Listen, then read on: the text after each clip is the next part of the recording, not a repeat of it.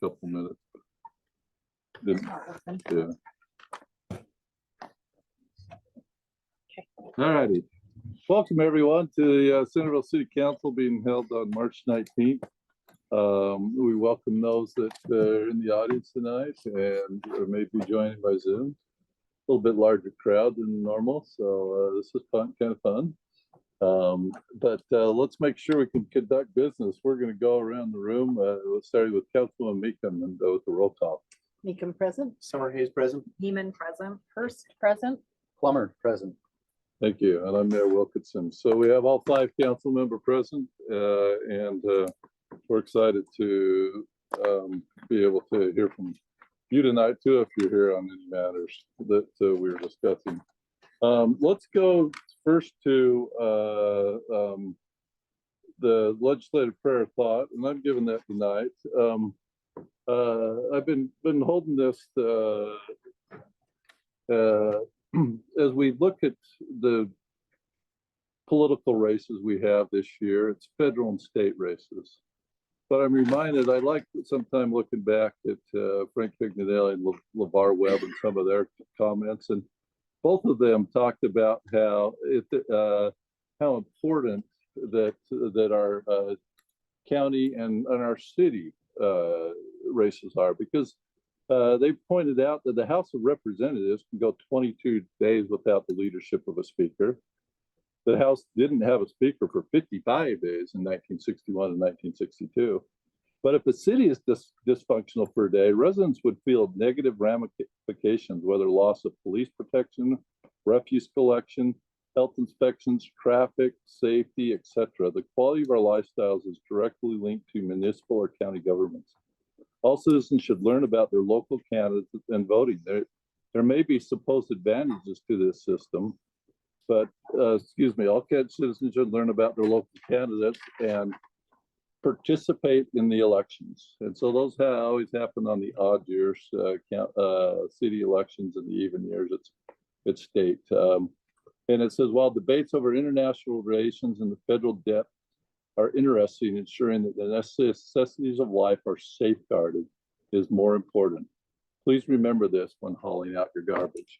And why this popped up in my mind again was at our caucus meeting 2 weeks ago, when we didn't hold a council meeting so people could go to their caucuses. It was amazing to see how many people wanted to be a state delegate, and it wasn't quite as sexy to be a county delegate. And not realizing the state delegates, probably pretty much all those are decided because they're gathering signatures. And the county delegates, you got 11 people running for county commissioner, and I don't think any one of them is going to really be gathering signatures. So that's why those that are here tonight, we're grateful that you're here, because yeah, what happens every day in our cities is really affects our day-to-day living so much more. I used to be such a federal and state guy, and then all of a sudden I ran for mayor, and I thought, whoa, okay, city and county is even more critical. So that's my thought, and then I'll say a word of prayer. Our Father in heaven, we're very grateful that we could be here this evening. We're thankful for this, the freedom that we have to be able to gather as citizens and residents of Centerville. We're grateful for the time that is given by all involved, by staff, by council members, by those that protect our freedoms. Help us that we may be able to be of sound mind and to have civil conversations and be able to be open as we discuss things of this night. And this we pray for and do so in the name of thy Son, Jesus Christ. Amen. Amen. I'm going to ask Councilman Summer Hayes to lead us in the Pledge of Allegiance. Please stand. I pledge allegiance to the flag of the United States of America and to the republic for which it stands, one nation under God, indivisible, with liberty and justice for all.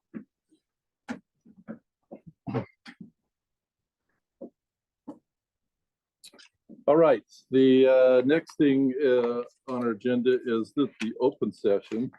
And this is an opportunity for anybody that's joining us in person or in Zoom to come up to the mic to speak what might be on their mind. We just ask that you introduce yourself, where you're from, and try and keep your comments to 2 or 3 minutes.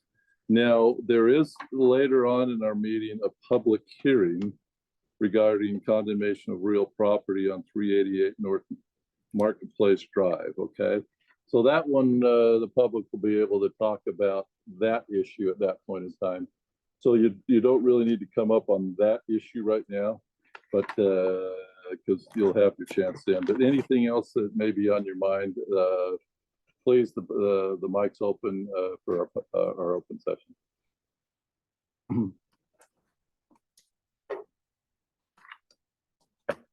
I'm Jacob Adams. Thanks for the chance to get to meet you. I talked to one of our youth here in Centerville. His name's Marshall Harris. He's on his way. Teenager, I think they're junior high.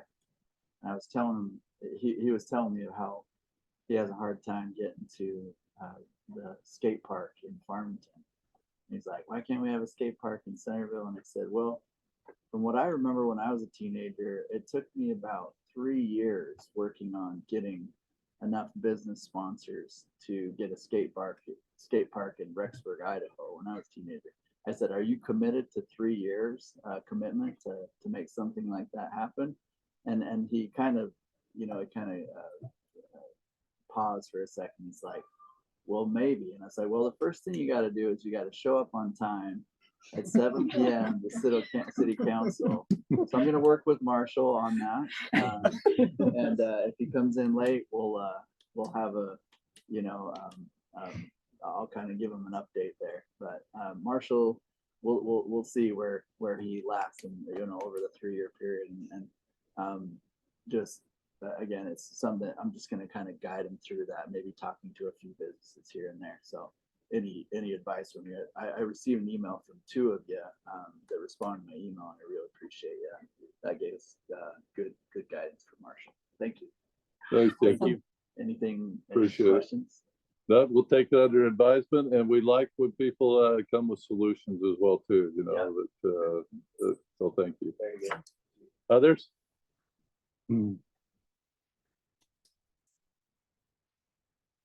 Tracy James, resident of Centerville on 598 East 100 South. Got some of our residents that are with us on 100 South, and I sent over to Jennifer some pictures of what Salt Lake is doing to help calm traffic. So on 100 South, as you know, that's a primary thoroughfare for all of our visitors to the city to go to the dikes and to enjoy that recreation. And we should be grateful that we have such a thing and people can enjoy it. But as they come into our community and run up our street, we're hoping that the city, as you approach your budget season, would take into consideration maybe a suggestion, not necessarily a demand, but something that can be done to maybe calm the traffic. And that's what City Salt Lake is calling it, traffic calmers. And there's been several studies done around the valley that that you can see in this picture. It's a 25-mile-an-hour street at the very far right-hand or left-hand corner, and the traffic calmers are down to 20, and that's what 100 South is as well. Some of the comments that I've pushed this around the streets department would be, what about snow? Well, Salt Lake pushes snow as well. What about, vehicles and trailers going up I sent a video, I don't know if it made it to you, Jennifer, or not, but what about low profile vehicles? If you'll go to the next 2 slides, Jennifer, that'd be great. That's the hump size, and it's about 5 inches off the ground at most. And the drawings have been sent to the city as well, and then there's a sports car going over it. So I would, as your consideration as you go through your budget process, could you look at maybe 100 South and what could be done? The question would be, well, everybody will want it, right? The asterisk after that would be, they're not the thoroughfare to the dikes. Well, we are the thoroughfare. There are other ways around, but I'd hope you would consider maybe this option.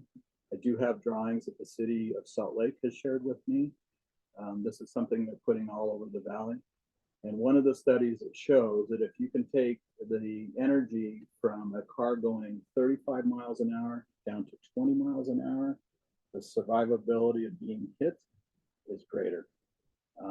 As you get past that 35 into the 45, the survivability is not there. And there's lots of children on that street, and they're not gamers. They play outside, and they hope that you would consider them. So, thank you for your time. Thanks, Tracy.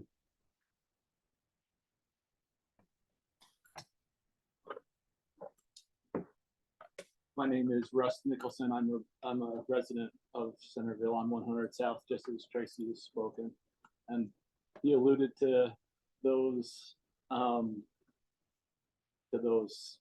traffic calmers, and I would kind of like to second something to that degree as well.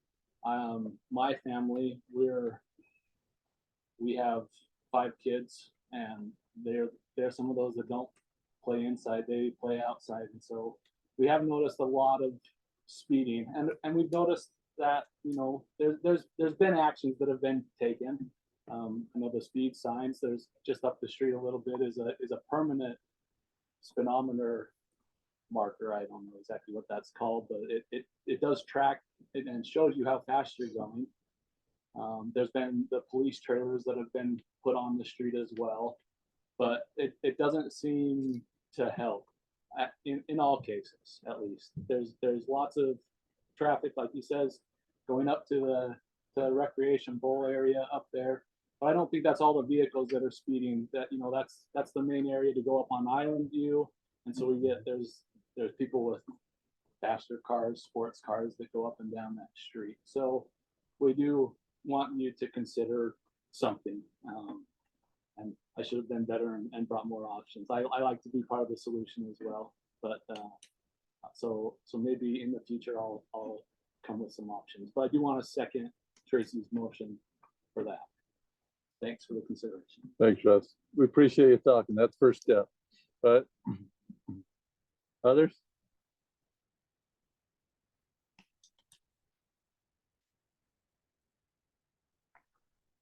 I'm Wendy McLaughlin. I live in Centerville on 100 South also. I have the biggest yard on the street, and the kids are constantly playing in my yard. And I love them playing in my yard, but my fear is that these cars that are running and speeding up and down our streets, one of these days is going to hit a child. It's just a matter of time until something bad happens. These trucks are going up the road full of motorcycles and razors, and they're going faster than 25 miles an hour. And if they had to stop suddenly, something bad's going to happen. It's just a matter of time until somebody gets seriously hurt or somebody gets killed.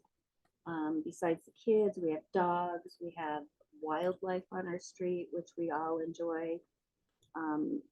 And I've noticed lately at night, coming off the dikes, there's like 4 razors that come down every night at dark. They're full of teenagers. None of them have helmets on, and they're racing down the street. I've talked to a couple of the Centerville police officers. They sat at the bottom of our street. They have written many tickets down there. But it just seems like we need some help. And my concern is safety for our neighborhood, because it's just a matter of time until something terrible happens. Thanks, Wendy.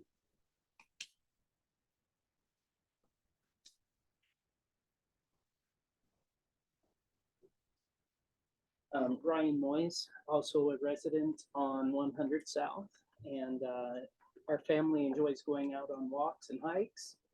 And as you're aware, there are no sidewalks on this street, and so we're forced to be in the street as we're going up there, and that certainly is a concern for safety.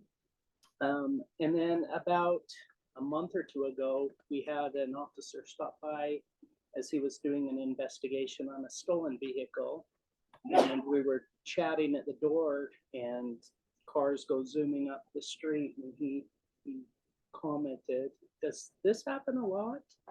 And I pointed out that it consistently happens and it's quite dangerous. And he got on his little radio and called that in. It was actually the tow truck that was headed up the road to pick up that car. But people are aware, but tend to ignore it. As we're residents, it's a concern. It's a concern for our safety and our families. So appreciate you all listening and for your time. Thank you, Rod. Any other? Hi, Shreya Fulton, nothing about that, but every time I look for water conservation things here in Centerville, I don't see anything like on our website or anything supporting any water conservation stuff. Last year there was Flip Your Strip.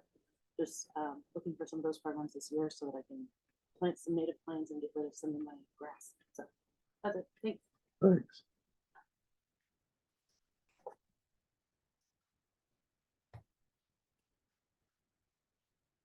Anybody else? So how many of you were here on the First South issue? Raise your hand. Thank you. Okay, so what we do with these open sessions is a lot of times things are brought to light to us, and so we appreciate you coming that maybe we haven't discussed before. So it gives us a chance to have staff be able to go back and to look at things. You know, this case we'll talk with our public works and our road and we'll talk with our police and that sort of thing. And then we normally will get something onto either work session or in a council meeting. If it's and so we really appreciate doing these open sessions and having you come out to bring these issues, to the forefront and to be able to know about them. So that's where we go with them, because it's not scheduled for the agenda. We can't go into big discussions because you have to do 24-hour noticing in advance, but it gives us things to take under advisement. So, and obviously it's great to see the participation. And I have to add to that. It everybody does come my back. heart good to see you all here. I sat out there for many years, so be really careful where you might be headed. But I was lots of times the instigator but we don't have very many citizens come anymore. And we don't, or if we do, we have one and they say, well, all the neighbors were going to come and they show up by themselves, or they call me and nobody shows up and they don't believe me every time I come and tell them this is what all the people want. So I'm just happy that you're all here, that you've organized, and this is how to get things done. Thank you. If you're not careful, you could be a 3-term council. Could happen. I may have asked one person in the audience to be on a committee or run for office, mayor, so we'll see. And thank you, Councilman Meekum. I just made a joke last Friday night, a gathering of youth up at Utah State, that wow, this is not like a council meeting when I'm only talking to 1 or 2 people. So then boom, all of a sudden you show up this week. So thank you. Anybody else on the open session before we move on? And thanks for coming prepared. So we appreciate it. All right, let's go to our first presentation. This is the annual report from our fire chief, Chief Stone of the South Davis Metro Fire. So Chief, come on up.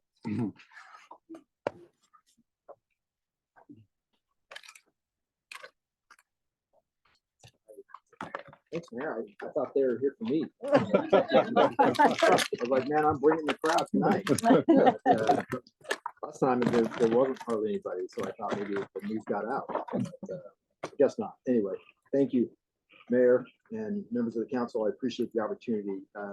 Councilmember Heyman and Plummer, I appreciate congratulations on Or condolences.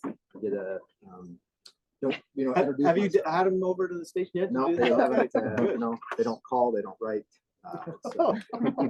It's an opportunity to come in front and talk about your fire department. I know it's not Centerville City, but it is your fire department, and I appreciate the opportunity. Hopefully you've got your copy of our annual report. It's something I've done as the chief now for the last 4 years, and it's just an opportunity to showcase firefighters that work for the department and all they do. So I appreciate the opportunity to come tonight and talk about it. This is 2023. Obviously, we've had people go, well, where's 24? Well, we don't do it until 25. So it's a year behind us. So your book to look back from the year. So Jennifer's good about keeping up with me and where I'm at. So appreciate that. But we'll just, and please stop if you have questions. Stop me if you have questions about anything. But I just will kind of go over some highlights of it and talk about those. And if you have questions, please let me know. But if not, we'll go through it. So the first one, just Jennifer will go to my message. Yep. So this is just a message that I put out about kind of the year and what we experienced. And just some highlights that I'd like to focus on is just that we did have a decrease in call volume. Last year, we ran about 116 more calls than we did this year. The reason for that is looking through the numbers is part of it was we had a good discussion with Lakeview Hospital, our primary hospital, and Lakeview utilizes us obviously quite a bit for facility transfers out of that hospital to other facilities. And that, when we do that, obviously it's revenue, but it also takes away from emergency response.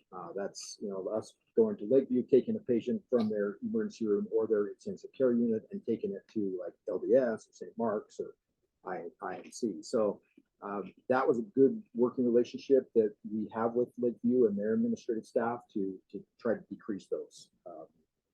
And then also, obviously, with the winter that we had, and as far as most of our cities that have an East Bench, Centerville, North Salt Lake, and Bountiful, the firework restrictions were huge for us. Centerville is always good. We maintain that with Chief Child and Grant and talk about that as far as the council members go as well. And we keep that firework restriction in place we have for several years.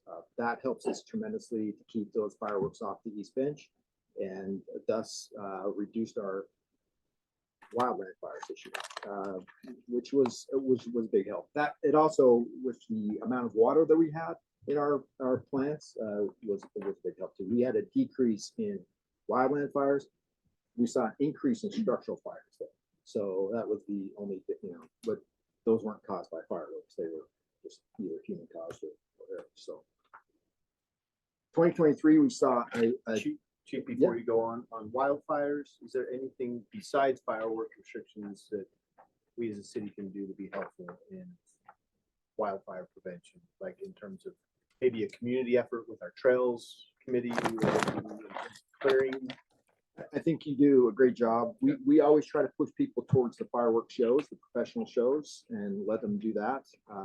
Obviously, there's big money in fireworks, right? And the legislature, the state chiefs, we always fight the legislature on trying to make sure they don't, introduce different fireworks, sell fireworks for longer periods of time. This year, there was legislature on trying to have fireworks on Columbus Day. On Constitution Day. I don't know, most people don't know when Constitution Day is, but it's September 19th. And September is the worst time of year for us. So that one did not pass, and we were glad about that. But those are the kind of things that we really can see that. And as Mayor Wilkinson said, just having that discussion with our representatives up there about denying those kind of, or voting no on those kind of things. So thank you. Just a curiosity, who sets the area where you can't have fireworks? Is that police? Is that fire? Is that city? Is that us? That's us. He'll bring it to us. Okay. Yeah. So it's a recommendation for us. We talk about it. Centerville's kept the same line over the same amount of years, which it helps us. There has to be, one, it has to be a line that everybody's easy to follow, right? And then we have to show that there's an area that can start on fire. Bountiful moves there sometimes from Orchard to Davis and back and forth. North Salt Lake has a city ordinance, just says Orchard Drive and nothing above Orchard Drive. So I don't go meet with North Salt Lake, but Bountiful and Centerville, we come and discuss it. Got it. They always bring a recommendation and we always accept their recommendation. At the beginning, but before the 4th, is that how that Yes, works? we have to have it in before the end of May. Okay. Yeah, good on maybe. Have you ever changed your recommendation? It seems like the couple of years I've been here, it has been the same. It is. It's been the same. I can't remember, Councilman Hurst, when that has changed. Okay. The last time I think it was really when we first started. There was I think back, I want to say maybe in 2015, somewhere around there. Chief Bassett at the time, we kept it at 4th East all the way Yeah. across, just that. So that could have been, and we want to, obviously, fireworks are very, it's a hot topic, if I can say that, Yeah. right? And so People get love- fired up. they get fired. Oh man, Oh dear, here we go. let's just keep them coming. So they do. And people get pretty upset when you take that right away. It's 4th of July. They want to light their fireworks. So Privilege, actually, correct? yes, It is a it's- privilege. it is. It's not a right? It's right. Okay. It's not a privilege. I mean, excuse me, it's not a right. It's a privilege, but they feel like it is, right? And they want to do that. I had several emails because Bountiful kept theirs at Orchard Drive last year. I had several people email me and say, you need to change that. Again, it's a recommendation. You decide what you want. We recommend what we like. And that recommendation is proven to be successful for us. Right. We'll always have those individuals that will utilize fireworks, and kids during the summertime that have them and sparklers, right? That aren't illegal, but are probably one of the most dangerous fireworks that we Right. see. So I guess I'm asking because you mentioned North Salt Lake has an ordinance. I just wonder if it wouldn't be more efficient to have an ordinance. Do you ever see yourself recommending something different than, I mean, we've had a pretty severe drought for the last 20 years. Do you ever see it going, oh, you know what? It's so wet this year, we don't need to have it. Or you're going to say, no, it's just dangerous. We're just going to continue to recommend that. my personal opinion is your line that you have right now, I would keep it because it is good enough to, you have the difference with Centerville City compared to maybe say North Salt Lake and Bountiful is the canyons that come down, right? You have those in Bountiful, not so much in Centerville, but you do have a good amount of homes that are in that urban interface. And so Right. that's where we see the issues. So I think you have a good line of fireworks restrictions, and I think it's pretty sound. So Well, I don't see myself saying that. A new fire chief could say, Something no, different. let it be. I guess for me, I look at it and go, it seems like over the years, it's become a lot more of like people know where that line is. So I That's don't what I see was us gonna even say. wanting to change it Right. because why would we when, then you've got people going, well, last year we could. Right, that's what I think, So- and that's kind of what they've told us year after year is by keeping it in the same place. We don't get a lot of complaints because everybody already knows where it is. It's Right. pretty set, and so I think, that's Yeah. a So if one I- advantage. Yeah, I was is gonna say, everybody Lisa, knows how do where you it feel is. about stating it as So- an ordinance? Yeah, weigh in. Like- That's a really good idea, and we do have it in our ordinance. Okay. State law requires that there actually has to be a hazardous environmental condition, and that condition has to be, basically documented or evidenced. So we did put the restrictions in our code, and we also have our map in our code, because we do want it to be out there year round for people to understand. But then we just require the letter annually from the fire chief to support that ordinance. And so Oh. if there were a time where there wasn't the support, but as That's- you know, in that's our correct. Yeah, I'm conditions, we sorry. do need that support, and so. So we do have it in place. Okay, Yes. Okay. And we just want to support that and have the chief letter in the file. And I'm more than happy to, and I do, I write a letter every year stating that, so I'm more than happy to do that, but I forgot, Lisa's correct, you guys do have. it. Okay. So, that's great. I was gonna say if there's a way to streamline it for him, but I get what you're saying about, we need to have the documentation that it's necessary. We That still like to defined see- line Sounds great. is very nice to have. The more Yeah. every year people know, right, that's what we're gonna do. If I know this man well enough, he's gonna come in May with a different line for us. Continue on. All right, we'll hurry through this, Mayor. I don't want to take the rest of it. I know you got a 9 foot. So just one of the other things that we challenged with the 2023 was our firefighter retention.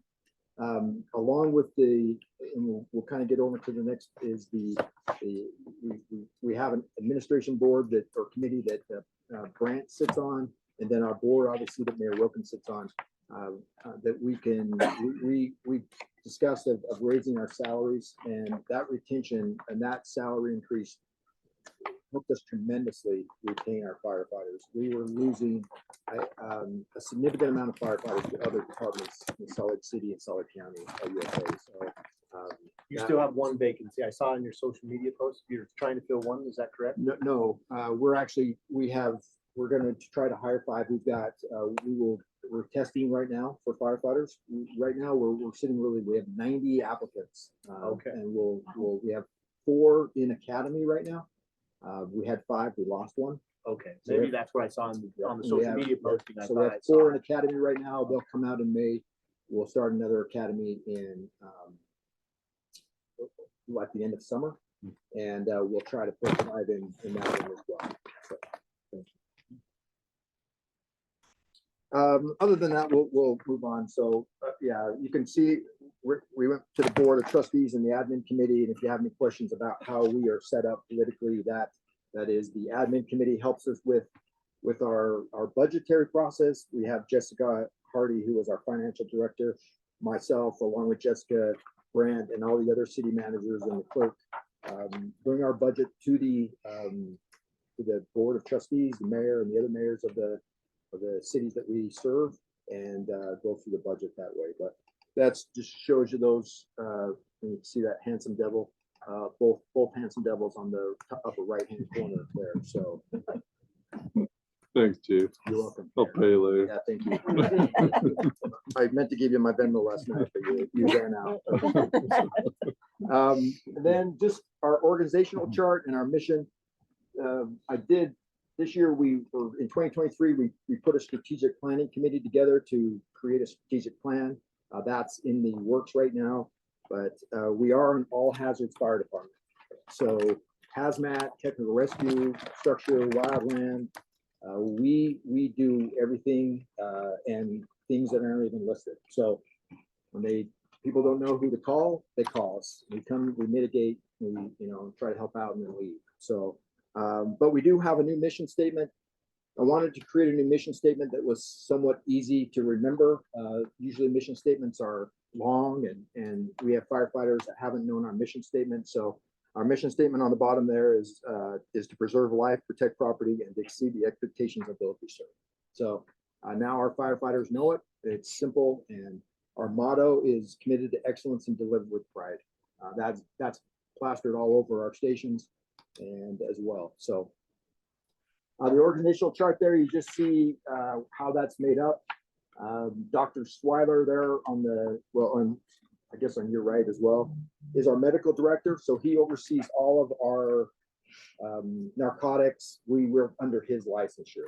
All right. Nikki is our administrative assistant, and then you see our command staff. Dave Powers is the administrative chief. Greg Stewart, the next, is our operations chief. Jessica is our financial director. Jeff Larson is our EMS division chief, and then Cole Fessler is our fire marshal. And then those down and how they go down from there. So the 3 that you see in white at the bottom are our battalion chiefs, and they are shift supervisors of the 3 platoons that we have. Josh Hardy on the left hand is our training division chief, and he oversees all of our training for all 87 personnel. more 90 operational personnel. So Dave Powers, just a little side note, will be retiring in April. Dave retires with 35 years in the fire service. Jeff Larson will become the new deputy fire marshal, or excuse me, the deputy fire chief. So next page just shows you where our stations are located and what each apparatus is at each station. Centerville is at Station 83, just down the street, is our technical rescue station. So that's our high angle rescue, confined space rescue. Our those firefighters are trained in special extrication. So buses, track trailers, all those, that's what they do.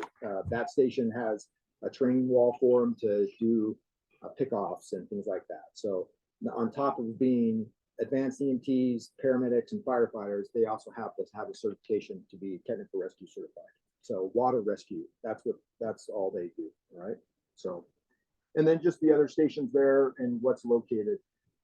Our Bountiful up on Mueller Park, up on Bountiful Boulevard, is our Wildland Fire Station. That engine that you see there in the background is different than any fire engine we have. It's four-wheel drive. It can pump and roll. So as if we have a fire up on the mountain, it can go along the dirt road and pump water, where our other fire engines can't do that. So one of our, obviously our slowest station though as well. So just goes on the side, you can see our calls for service, the population, that's a daytime population. And then the 5 communities we serve as far as Centerville, furthest north, Bountiful, West Bountiful, Woods Cross, and North Salt Lake. And then we used to have unincorporated Davis County, but Davis County annexed it, or North Salt Lake annexed most of Davis County there in the 4100 South area. And so now really our only unincorporated Davis County is the mountain area and Chevron Refinery. So next. Just a snapshot shows you the apparatus. So ambulance 81 is our busiest ambulance that comes out of Station 81 in Bountiful on First West. And then our slowest engine or slowest apparatus call volume wise is engine 84, which is up on the boulevard. If you look, you can see ambulance 83, which comes out of the Centerville station, is the 3rd busiest ambulance we have. And their medic engine, their fire engine, is the 3rd busiest fire engine that we have. So, and then just shows you some pictures, and then obviously our fire prevention and preventing fires, and just kind of talks about what we did as far as how much we did public education, cert classes, and CPR cards, and then our open houses that we have every September. We do our open houses in September, around September 11th, in honor of 9/11. And most fire departments do them in October. We find we get a better turnout in September. Also, it's nice to remember 9/11 and those that perished on that day. So go to the next page. This is the admin report. Just a couple of pictures. If you look at that picture right there with the bikes, we'll talk about that. But we purchased, our EMS division chief, Jeff Larson at the time, was able to purchase 2 Baku e-bikes. That we saw a huge call increase during COVID up in the mountains, especially in Centerville, in some of the trails that were listed on social media as easy hikes, and people that had never hiked before got up there and were like, "This is an easy hike." Dual Creek South. Dual Creek South is it's a really easy hike in social media. We have so to get us up Mueller Park and know those bikes made a huge difference for us to get up there and get quick responses up. They are loaded with medical equipment. They get our firefighters up there, and then we can bring them down with what we call a one wheel on a stretcher. It's pretty labor intensive still, but it helps us get up there faster. So let's go. Yeah. Just shows you our finances, our revenues, and then our expenditures. Obviously, salaries are our biggest expenditure that we have, and benefits. And then Jessica Hardy is a lifesaver, and Grant is the admin committee chair this year, and Mayor Wilkinson's our board of trustees chair. But without them, this financial stuff is not my forte. I didn't get the fire service because I was a financial wizard, and so without them, it's not doable. And I appreciate Grant and what he does. But Jessica is great, and she's a huge asset to us as a department. So.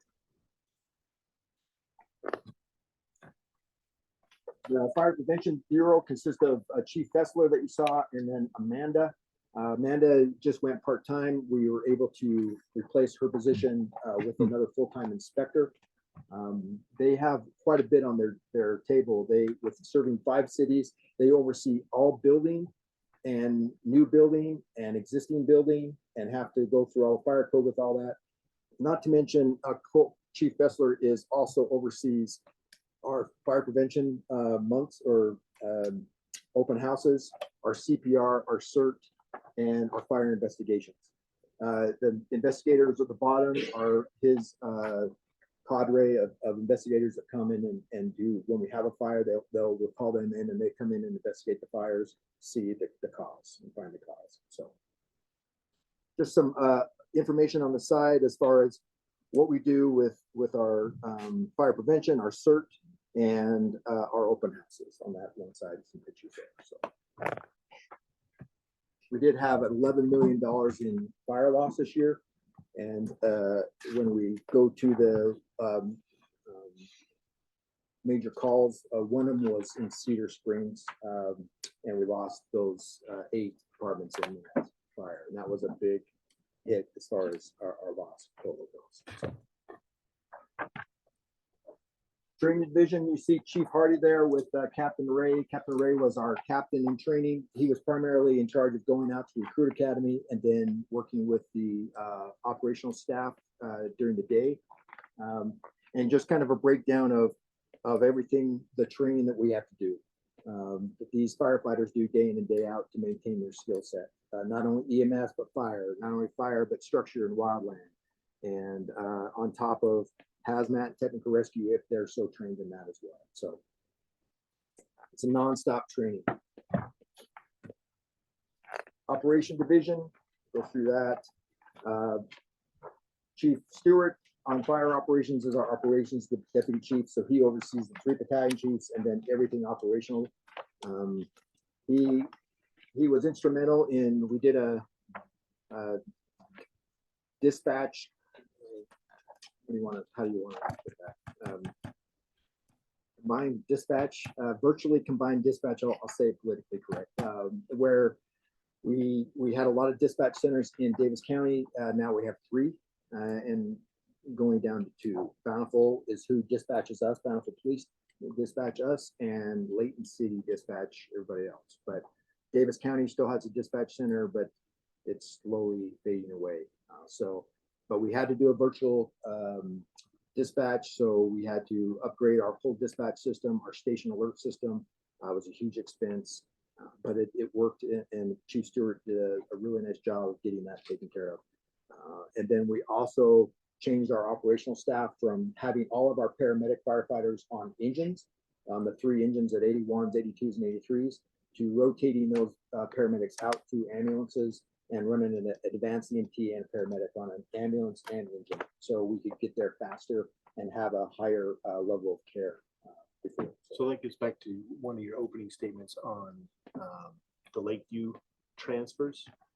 How is Lakeview doing those transfers? Are they using like a non-fire related ambulance transport service, or how are you managing those to reduce those? Those come, so we own the licensure for our area. So Gold Cross Ambulance, which is a privately owned ambulances, can't come into Lakeview and take that patient out without calling us and saying, like Farmington can't come in and go, hey, one of the firefighters' grandpa, lives in Centerville. They can't come into our area without calling and saying, hey, we have we're going to come in here and do that. Are you okay with it? So we own the licensure for that. So when Lakeview has a patient that's in intensive care and they need to be transferred to St. Mark's Hospital, they'll dial into dispatch and they'll say, this is what we have. dispatch then dispatches one of our ambulances up there, depending on the how, if that patient's critical or where that, the acuteness of that injury. Right, let's say it's a non-acute transfer. We still take it with our ambulance. So the paramedic will either, depending on how it be, will either be in the back or the advanced EMT will be in the back. So how did you get a reduction in the calls? So just because there has been? So what they end up doing, great question, sorry, is they would either have like a family member take that patient out, or they would keep them. Because what happens is sometimes the docs at the ER would be like, let's kick these, start kicking people out, right? Let's start passing these on. And so what they do is Lakeview did a really good job of going, no, let's see if we can keep them, admit them up into the ICU or to their surge check floor. So they did a better job at that instead of just going. So it's more of an internal Lakeview Yes, it control wasn't for measure. us. Yeah. Okay. Out of curiosity, your earlier numbers had a breakdown of how many calls and by ambulance. Do you include these transfers for Lakeview in your total count? Every call that we go on is included. So Gotcha. if they go on a call, it generates a number for us. Do you have a sense as to how many out of that breakdown, what percentage is taking transports for Lakeview versus, I mean, I think of an ambulance as the ambulance is running towards, somebody's house for an emergency. Do you have a sense as to how many you take transport versus how many are Or emergency versus emergency? non-emergency? Yeah, I guess that's sort of, that's a great way to put it. Emergency Yeah, versus our non-emergency. non-emergency transfers are pretty high, and a lot of that is based on the fact that we have a significant amount of care facilities, LTACs, and SNFs or skilled nursing facilities, right, on top of assisted living. So those are depending on what they call them 911s, and we do too, but they look at it sometimes as interfacility transfer. They're not. Interfacility transfer is from a hospital to a hospital, receiving center to receiving center. Lakeview, at one time, where we were probably doing 20% of our calls were going from receiving center to receiving center. But we have, I think that's decreased this year. I don't have the exact number. It's a great question. I'd be more than happy to follow up with you on it. But I was just trying to get sort of rough idea.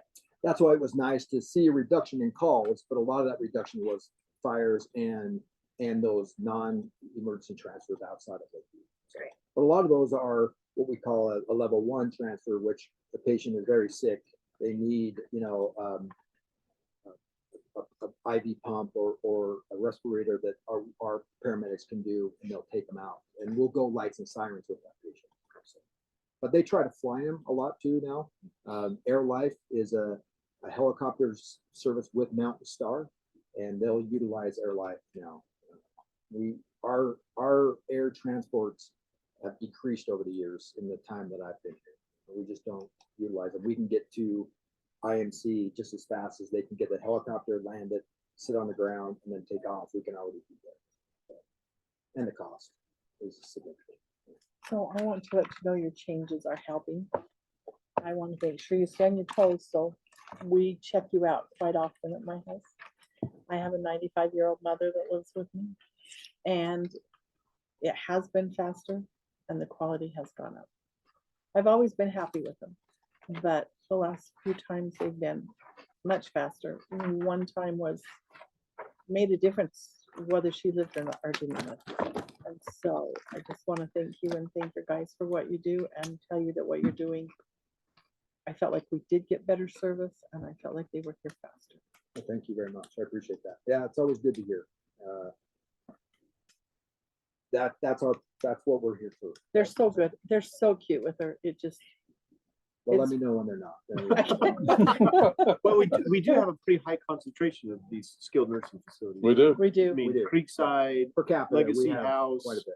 My I don't mom know got that a we ride a have couple many times. LTACs outside Yeah. of South Davis, unless Lakeview Well, South leases Davis, beds in the um, hospital. Western to- Peaks, right above South Davis, is Yeah. our biggest LTAC. And Yeah, we have that's a big, we transport a lot of people out of that LTAC. So. Just EMS operations, you see Chief Larson there. This in 23, we graduated 3 paramedics students. We utilized Weber State's paramedic program. We've had a great program to get our firefighters that want to become paramedics instead of hiring outside paramedics. It's hard to find fire or paramedics that want to become firefighters if they're in that field. But right now we have 4 going through paramedic academy that will be done in May. So that's the hardest position to fill, really, for firefighter paramedics. But and then you can see the bikes there up in the mountain, and then some mountain rescues. And the picture in the middle is a family that we had down in West Bountiful. Their daughter was tragically killed with she was in a hammock. The boulder came down and crushed her. That group that responded on that family comes in probably once a month and just they come in and meet with that crew that responded, and they had a really good connection. So it was pretty touchy to see. So this goes over our hazmat team and our technical rescue team, and those 2 captains that supervise those. Kind of the things that we saw. We did some good. We got new level A suits. Those are the space suits that you see firefighters in. Those are expensive, and we were able to update ours. And then just some air monitoring and streamline our maintenance.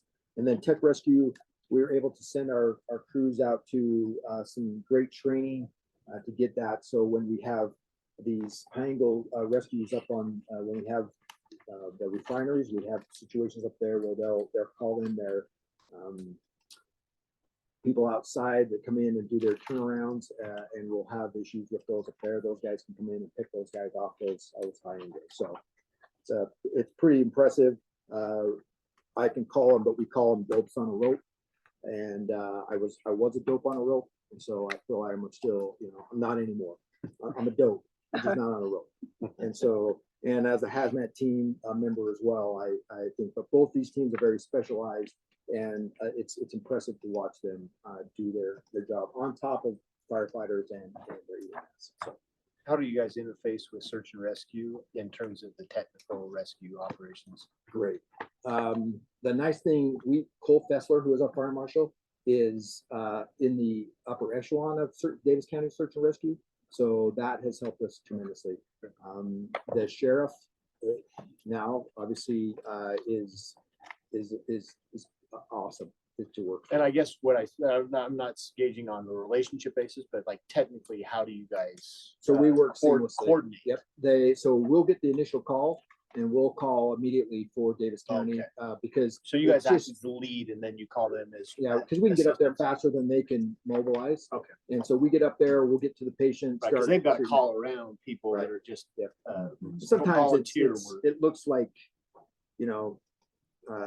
bees coming to, honey. I mean, they're just coming from all over, and you kind of got to stop them a little bit. But we do work seamlessly with them, and it's been a lot better as far as relationship goes too.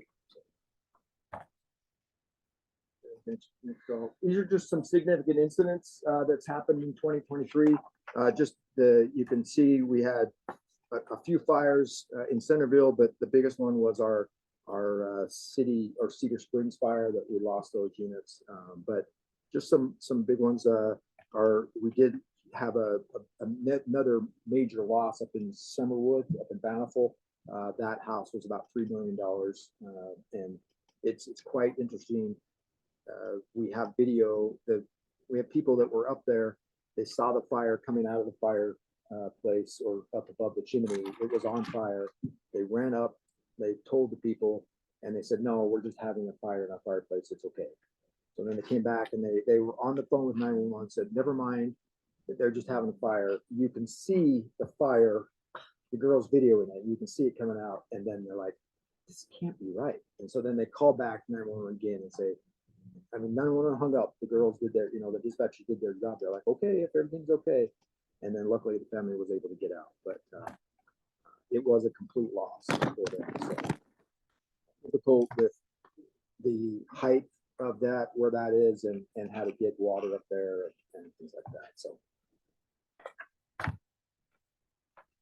just goes over our promotions for the year of 2023. We had 2 battalion chiefs retire, and we had movement captains, and then some, obviously the 2 paramedic students, and then an engineer, the driver operator. He's the one that drives the fire apparatus. And then retirements, significant retirements. It was Captain Duffield, and then Captain Chad Willey, who had 35 years of service with us. You can see he wasn't surprised, but when he walked out on his last shift, the crews all came together and were able to line up for him. He didn't know that, but in that picture, you can see him walking down that. So it was a pretty moving and good tribute for him. So, and then just the years of service of 2023 and where you can kind of see we have a lot of young firefighters. So I was talking to Mayor just earlier tonight about where our firefighters are. We have a lot of young. Probably most of our department, 75% of our department have 8 years or less. So I remember when I got on the fire department, the fire chief seemed very old to me. And I remember now I feel very old. And I told Dave Powers when he retires, I will be the oldest firefighter on the job, and that I'm not very happy with it. So I don't have the gray hair all the way yet though. So 30 years, good milestone, Chief. Thank you, Mayor. Yeah, it's been a good ride. It has. So this is our recruit academy. We had 2 classes come out of recruit academy. Our big class 51 was our biggest class to date. Now Salt Lake City, Sandy, and us all do the same fire academy. So we with Salt Lake City and Sandy Fire Department, we have a standing order with Salt Lake City that we can put 5 recruits into that academy.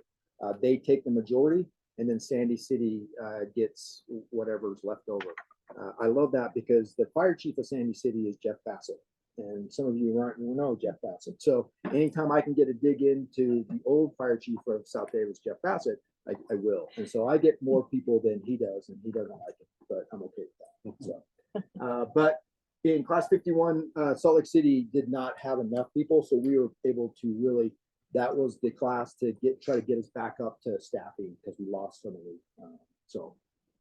But that's a great class, a recruit academy, and we get a great product outside that. So we'll just go through the next couple ones. This is just some of the things that we do, the chili cook-off and the burn camp. Every year we participate in a chili cook-off with most the fire departments in the state of Utah out at Rio Tinto Stadium. So I would tell you to please go out and try our chili. Our firefighters make an absolute great chili verde chili. So we usually win at least something for that. But it's a great experience to go out and try some different chilies from all the different firehouses. And then our firefighter challenge, you've probably seen that. That goes around the world. We had a team this year. I support that team financially a little bit to give them a boost to go, but the fitness that takes, we beat the #1 team, American Fork in Utah this year, and they are an outstanding team, and we beat them. And then in the finals, we had to face them again. We had to face a team, and then our team had to turn around and face American Fork. American Fork got to rest for 3 cycles. We did not, and we barely missed them by a half a second. So it scared American Fork, and we're coming after them again. So our team will go to Vegas this next year and participate in Vegas. So.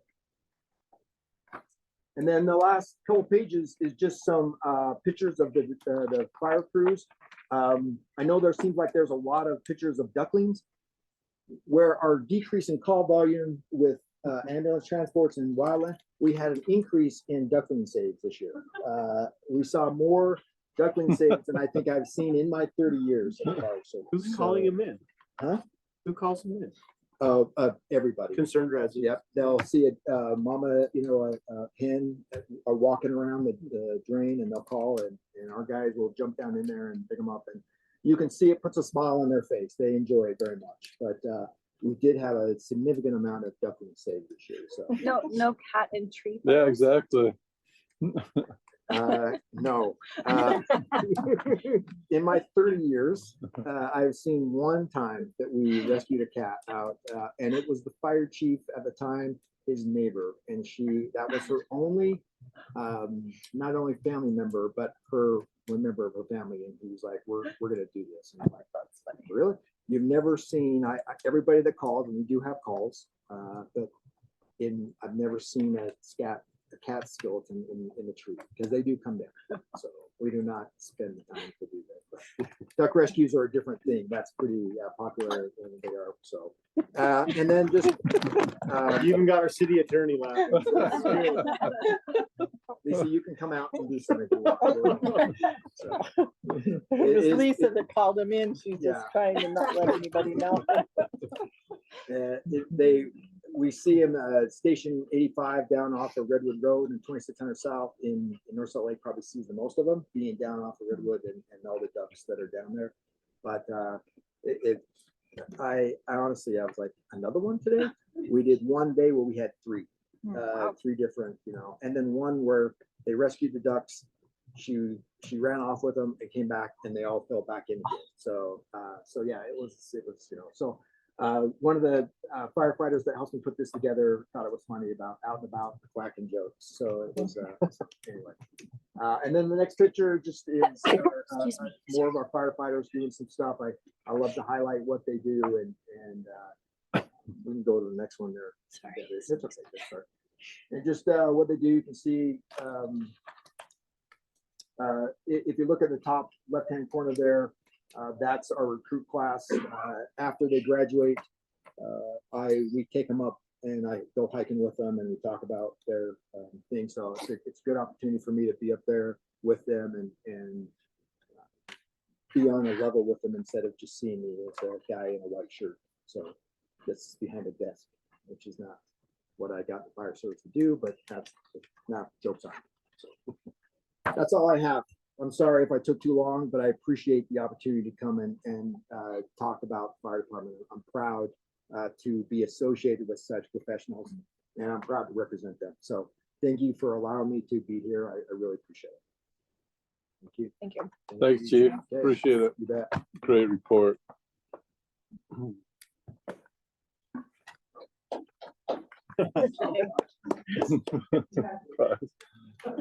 Okay, let's go to our business items. The first item on our business items is a public hearing matter. This is the condemnation of real property at 388 North Marketplace Drive.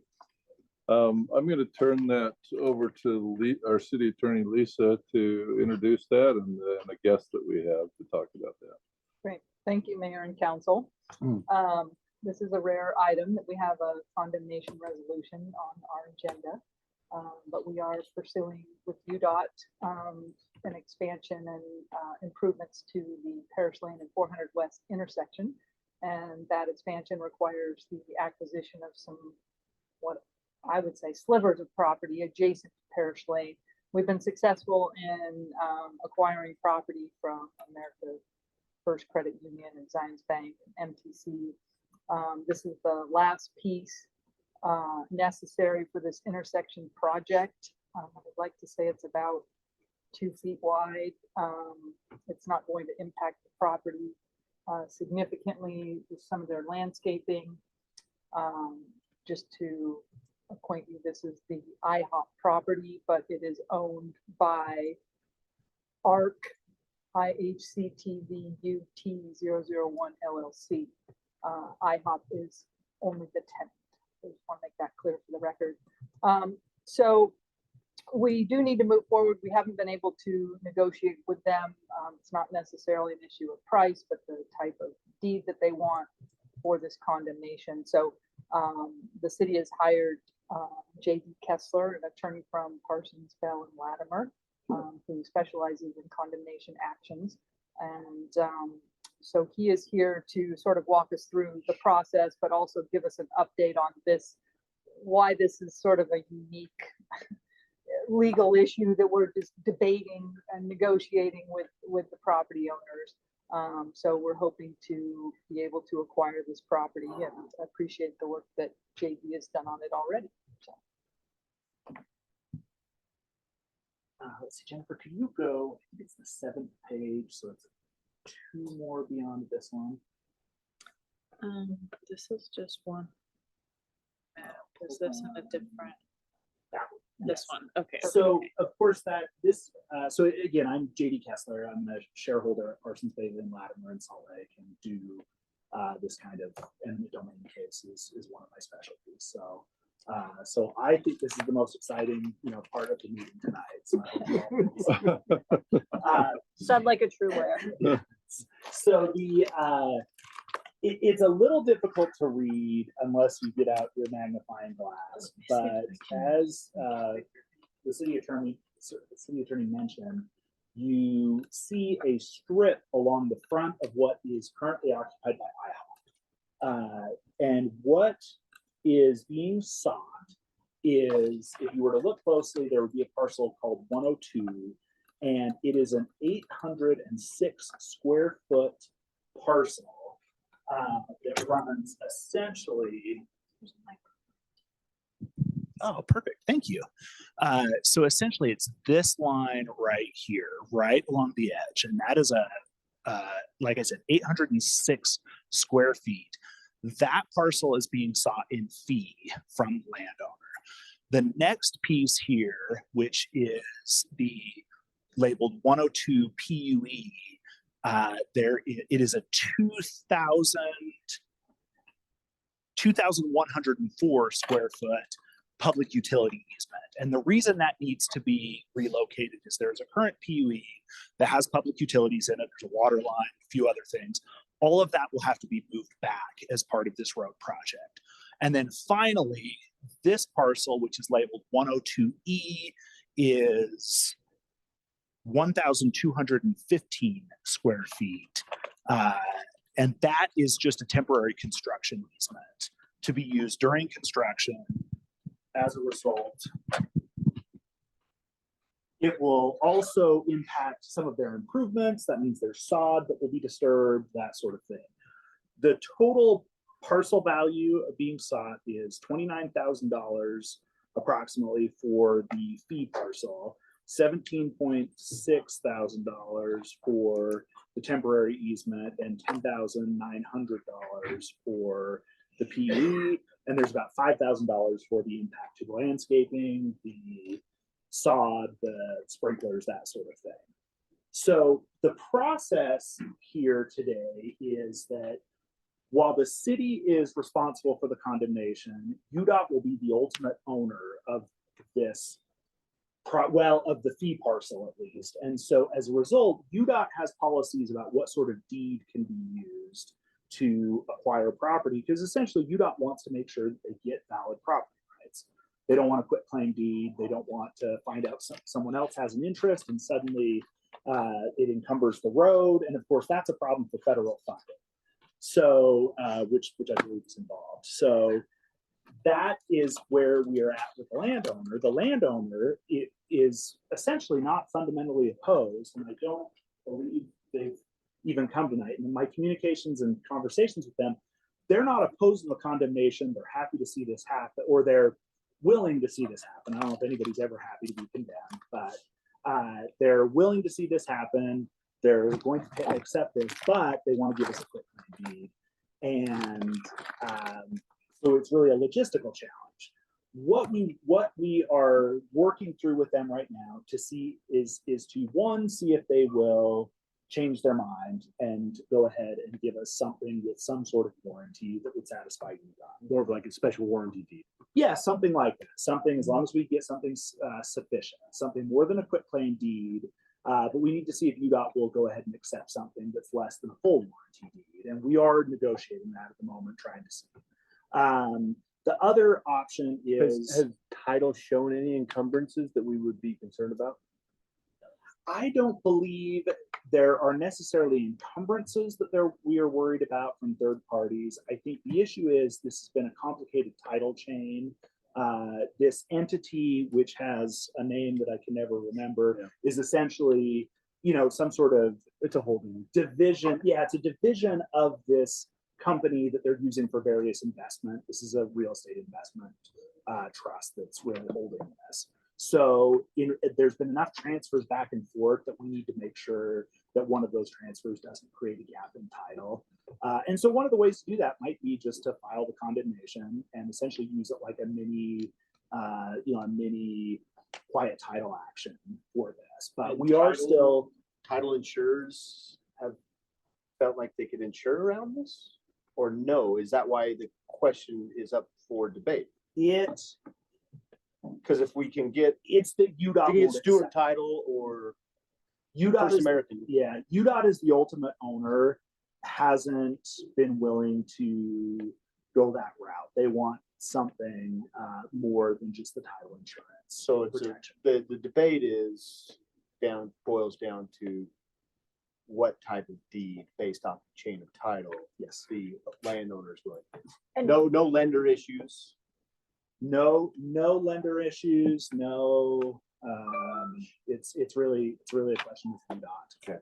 And if we condemn this property, it acts essentially as like a quiet title action, so wipes the slate clean, Yes, title-wise. title wise, we are able to get something stronger than a quitclaim deed from a condemnation action. Now, are we getting the same kind of warranties that you obtain? Not necessarily, but at least in that instance, we would have the authority to name anyone we want in that suit. We can name that owner. We can name all other owners that show up in the chain of title to the extent they have an interest. We can name easement holders, anything like that. And then when that order is entered, we have something clean vis-a-vis any of those parties that we've named. So that's the possibility. So we are still in active negotiations with the land owner and would be happy to continue that.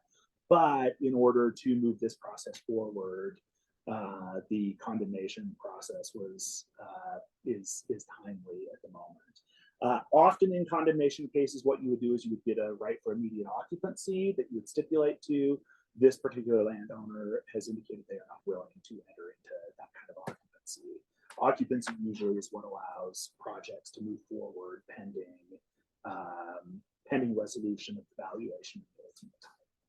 So, Can I go back to the Yeah, go ahead. numbers portion of this? So is the city's obligation not only the fee simple, the construction easement, as well as the PUE adjustment?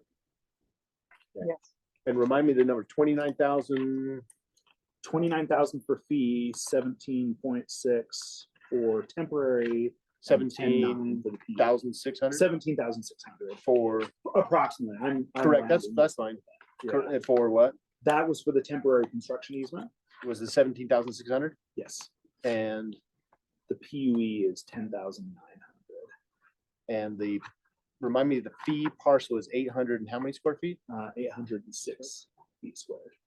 Okay. Now this number, So walk me through the number, because when I calculate that on a per square foot number, that's an outrageous price, even for retail ground anywhere in the state. I mean, that's a really high per square foot So I amount. So I will share part of this process. Let alone for a construction easement, typically that's an incident, that's almost as much as the fee, half the fee ground. I don't know why we would. it's almost triple the size. So I will share Yeah, that but the construction easement, we're gonna just easement, and then we're gonna be responsible for restoring any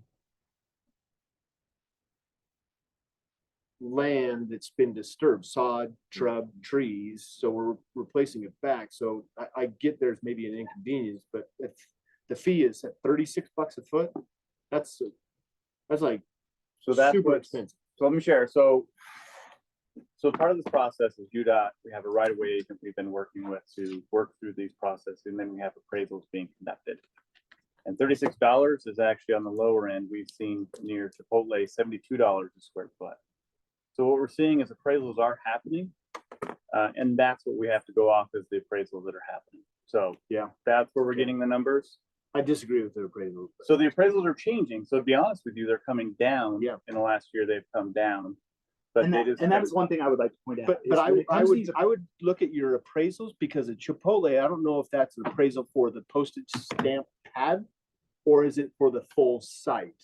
again, it just varies. We have many sites. we're But what working on, and I'm they getting at is an appraisal would depend on what they're appraising. Are they appraising a Understand. ground lease pad? I understand. Are they appraising a fee simple postage stamp pad where only the building is at, or are they appraising the full site value? Those will have different per square foot appraisal amounts. So we were working through UDOT's preferred appraisal route. Again, Okay. this is UDOT is acquiring, Yeah. and they're the ultimate. The way this came out, just real quick, sorry, some context. Because they're driving it a little bit, right? So what Or a lot this is the complication in this whole thing that is somewhat frustrating, is that this is a state road. But due to the fact that we wanted to kind of control the intersections, we instituted or implemented the going for the grant through Wasatch Front Regional Council to add improvements to the state road. But the hope was we'd get to control the turn lanes, all of that might happen with this. And it was Marketplace and 400 West. So that was our original intent, is to do those two intersections. But since we're the ones who initiate it, we're doing all the negotiation on UDOT's behalf, which has been a great learning experience for me, honestly, but very frustrating at the same time. But ultimately, we are beholden to UDOT processes and their rules and what they're looking forward to. And the ultimate cost is being borne by federal funds, and UDOT with our share being 7%. That's which would Right. be a tip. So what you're saying is, Spencer, stop arguing in behalf of UDOT. I don't disagree with what you're saying. I I'm not know. saying that. If we, I know you're not saying that. I'm kind of telling that to myself a little. yeah. Did the property owner get an appraisal? So yes, we did appraisals on all these properties and provided it. We've So been UDOT had working an with this appraisal. property only for, I want to say at least 6 months, if not up to it. Not, we haven't engaged JD Kessler since, we've only engaged him a certain amount of time, but we've been trying to negotiate through our right-of-way agent for some time and just met with Well, differing people, and it's been frustrating. I don't know if it came up in the past or not, but weren't they kind of unresponsive for a while? Absolutely. So I think JD will probably have something relevant on the appraisal value once we issue this action. I didn't answer well enough. Can I- Mr. Knightley Well- is saying, you don't know what you're talking about. I know, Yeah, but like I even the will- temporary construction, easement, like you're No, on only the accessing it- valuation though, yeah. you're accessing it for 6 months, 9 months. I don't know. It's not fee simple, and you're paying 50% of that. Like that's crazy there. But I will say, it was wisdom on staff's part to say, yes, we want to have some control so that we can get these turn lanes how we need them to match into our local roads. Absolutely. So The impact I agree. to It's Dairy Queen at the time would have shut down Dairy Queen, but we were able to shift the roads because we kind of controlled it, and it was an impact design a little bit. right. So we were able to control that. So there is a lot of value in us. Anyway, sorry. JD, I think that Lisa is suggesting that you're gonna get to this appraisal question later, and so I'm not gonna ask you about that. I do have sort of a high level question here. I'm not opposed to condemnation here. The owner of the property is not even here to speak out against this, which suggests to me that it should be a pretty easy decision on our part, but I'm just sort of wondering, you've indicated that they don't have any objection to deeding over the land. It's just a fight about what type of property it is. I'm sort of scratching my head as to why they're fighting about this. I don't know if it's just because it's going to be a pain on their end and it's going to be costly on their end. And so the path of least resistance is to say, hey, we'll just let the city condemn it, which is why we're not here to oppose it. I'm just trying to understand from your perspective. Can you help me understand like what is going on with the property owner? Why are they balking so hard? And am I intuiting correctly that we're here because it seems like condemnation is the path of least resistance? So I think I can't imagine they think condemnation is the path of least resistance. I think ignoring us was the path of least resistance. I think failing to respond to attempts to negotiate or attempts to talk about these finer points was the path of least resistance. I think by threatening to condemn, we've gotten more response out of them than we've ever gotten. I don't, I have a very good friend at a different firm who tends to represent a lot of commercial real estate developers, and we have had this debate about the nature of title you receive in an eminent domain process versus a quit claim or a warranty deed or something. And there are attorneys out there who think it's easier for their large company clients to insist on quitclaim deeds or push back because it really doesn't require them to put their neck out at all. It doesn't require them to That's what warrant I was gonna anything. say, the risk management, like, Yeah. Got it. So I think we are, so I think, you know, there is possible we can come to some sort of solution. I don't know that it's the easiest for them or the cheapest. And so I don't know. I mean, I was just sort of scratching Yeah. my head as to like, what benefit are they getting out of us having to go through this process? yeah. Yeah. So I think so the process is such that, you know, if you were to go through a condemnation process 100 years ago, you know, road commissions or whatever would just go out and start bulldozing roads and eventually condemn, and it was a problem. The process we're at here today is a result of trying to make sure that there's always due process and procedure in eminent domain proceedings. And so as a result, what you have to do is you have an obligation to negotiate. You have an obligation to give them what I call the property rights Miranda warning, which is the ombudsman letter that goes to the landowner, and it says, instead of the right to remain silent and an attorney, you have the right to negotiate, you have the right to see an appraisal, you have the right to go to the ombudsman and get a mediation. And so that was all provided to this landowner. An appraisal was provided that UDOT paid for.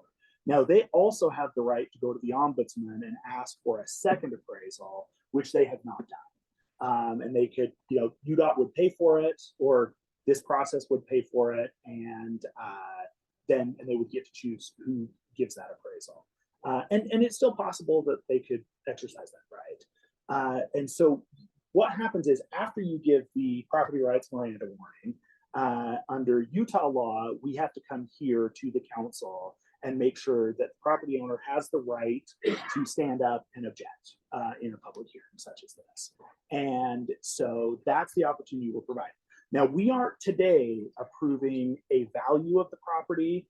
We aren't approving what we're paying for the property. And honestly, those numbers I'm using are used as a snapshot because the appraisal was done a while ago, and a new appraisal has to be set at the date of the service of summons of the complaint in the condemnation process. So if we get this approval tonight and I file a complaint on behalf of the city, you know, that will be the date that we revise it.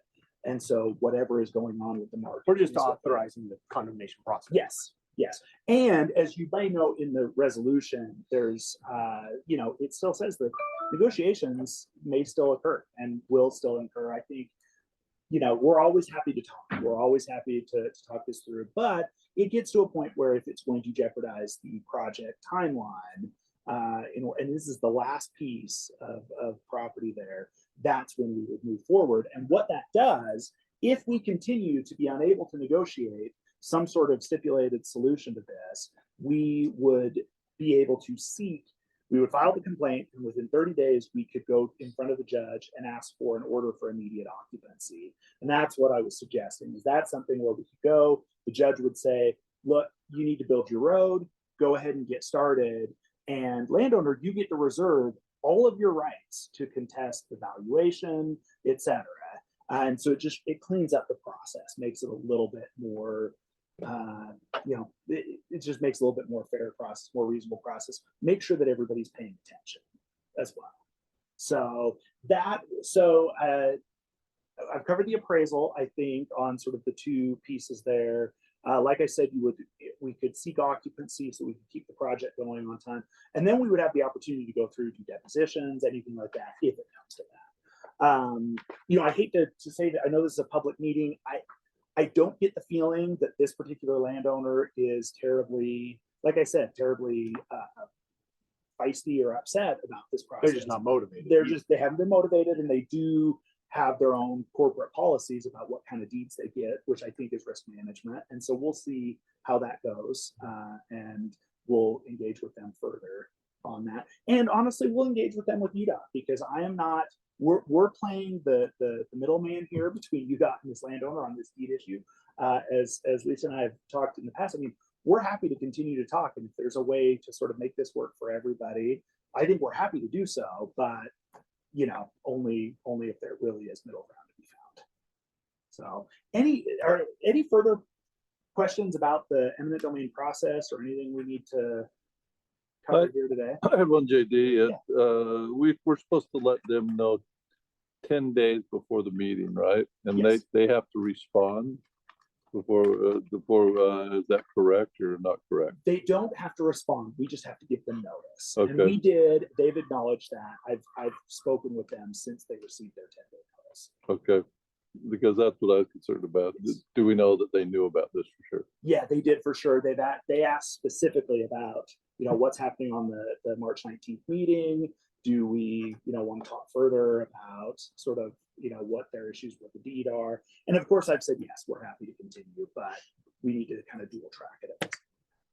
Okay. Was the message. And I probably should have stated this right. Again, this is not a personal conflict of interest, but for the public record and for absolute transparency, Parsons Bailey Latimer is a tenant in a building that our company owns. So I'm not personally benefited from it, but anyways, just for the record. Yeah, thank you. Further questions of JD before I can't turn it over to them because they're not here. So next point is JD, when you say you're speaking with them, are you speaking with the actual owners or are you speaking with their attorneys? With their internal legal department. Okay. Thanks. Okay, so stand by. We'll do the public hearing. I'm now opening it up to a public hearing regarding the condemnation of real property at 3088 North Marketplace. Anybody that wants to comment, just state your name and where you're from. So that public hearing is now open.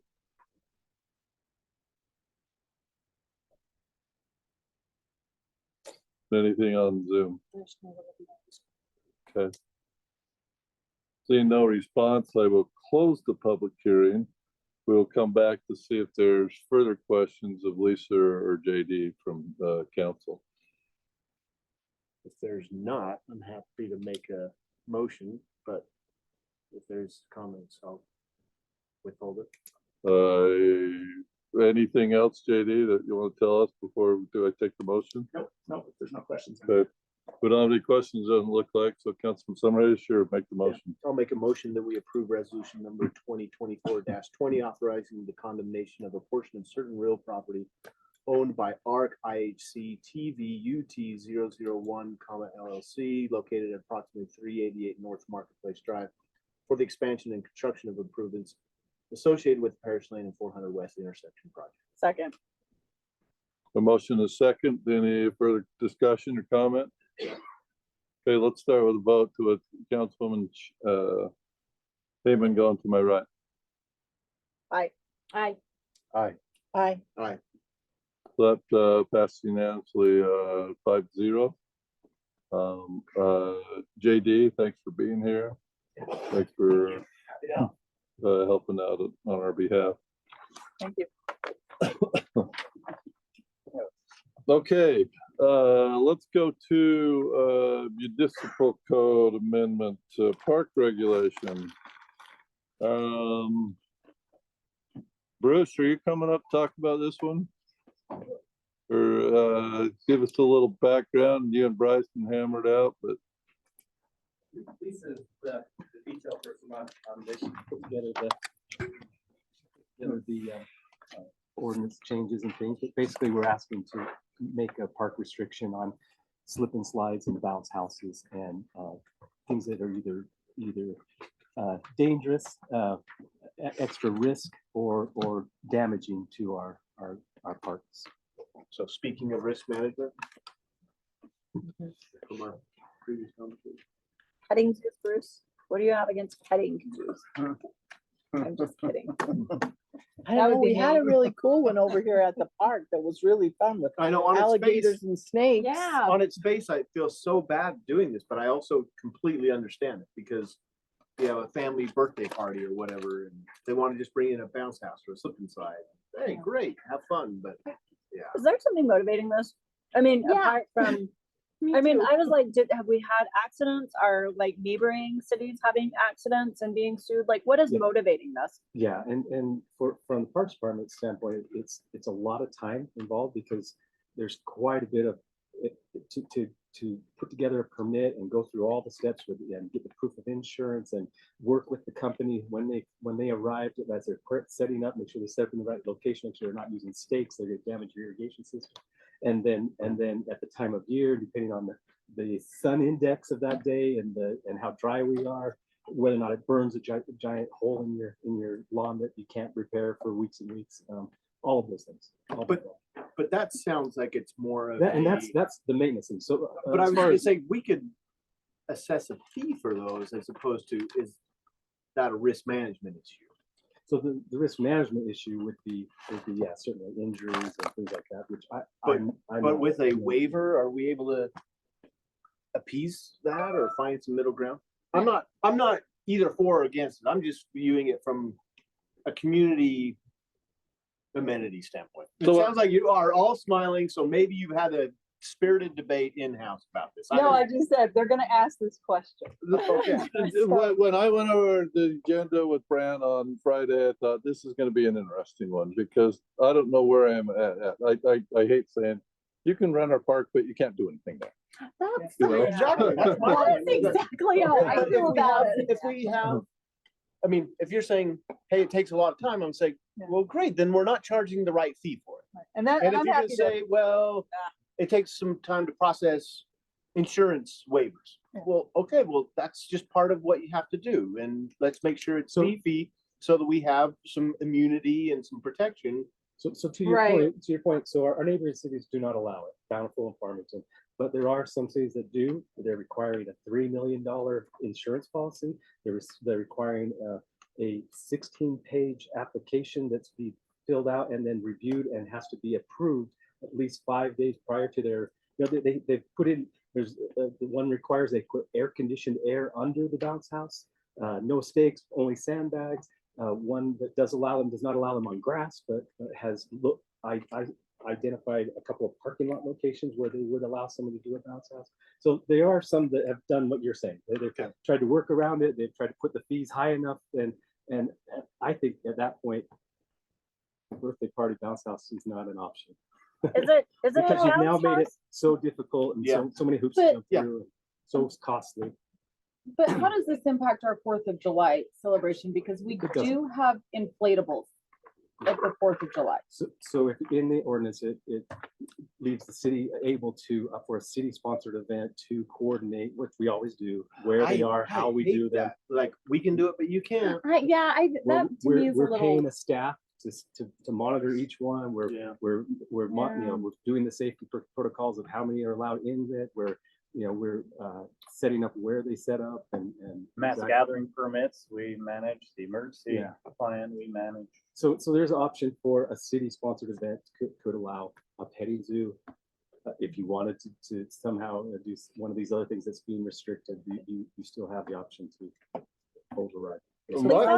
have any of these cities seen, so I guess I'm trying to understand the damage to the grass because it's a hot day. Maybe I'm just being too simple-minded here, but we have had a blow up thing with a water slide for years, and my kids literally set it up for 2 weeks last year and the grass was fine. So I'm not trying to be, but I'm just like, is it really, do we have proof that it really damages it, We the do. grass?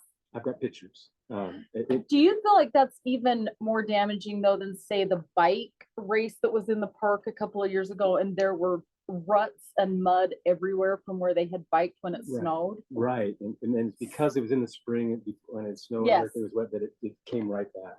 Yeah. And that was a trial thing too, that we tried an experiment to allow it. Fortunately, it did come back, and they were willing to pay and come reseed and do all of the work for that. But I don't know that I would be so quick to allow that again, knowing that happened.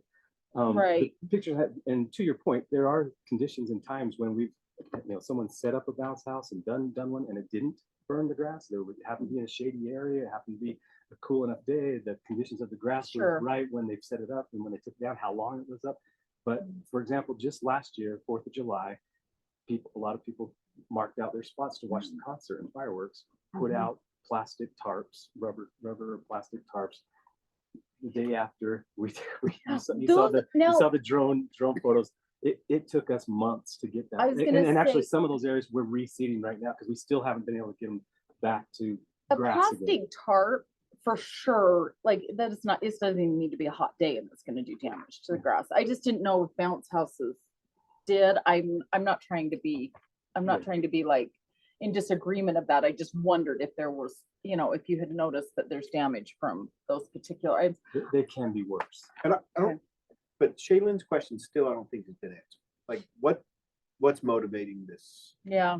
I want to hear from Lisa on the legal liability. Yes, so, actually, I think staff is recommending this. We're trying to be proactive and, I think a number of issues are important to us. One is the damage to the lawn, and I think it is real and it costs money to, re-establish the lawn.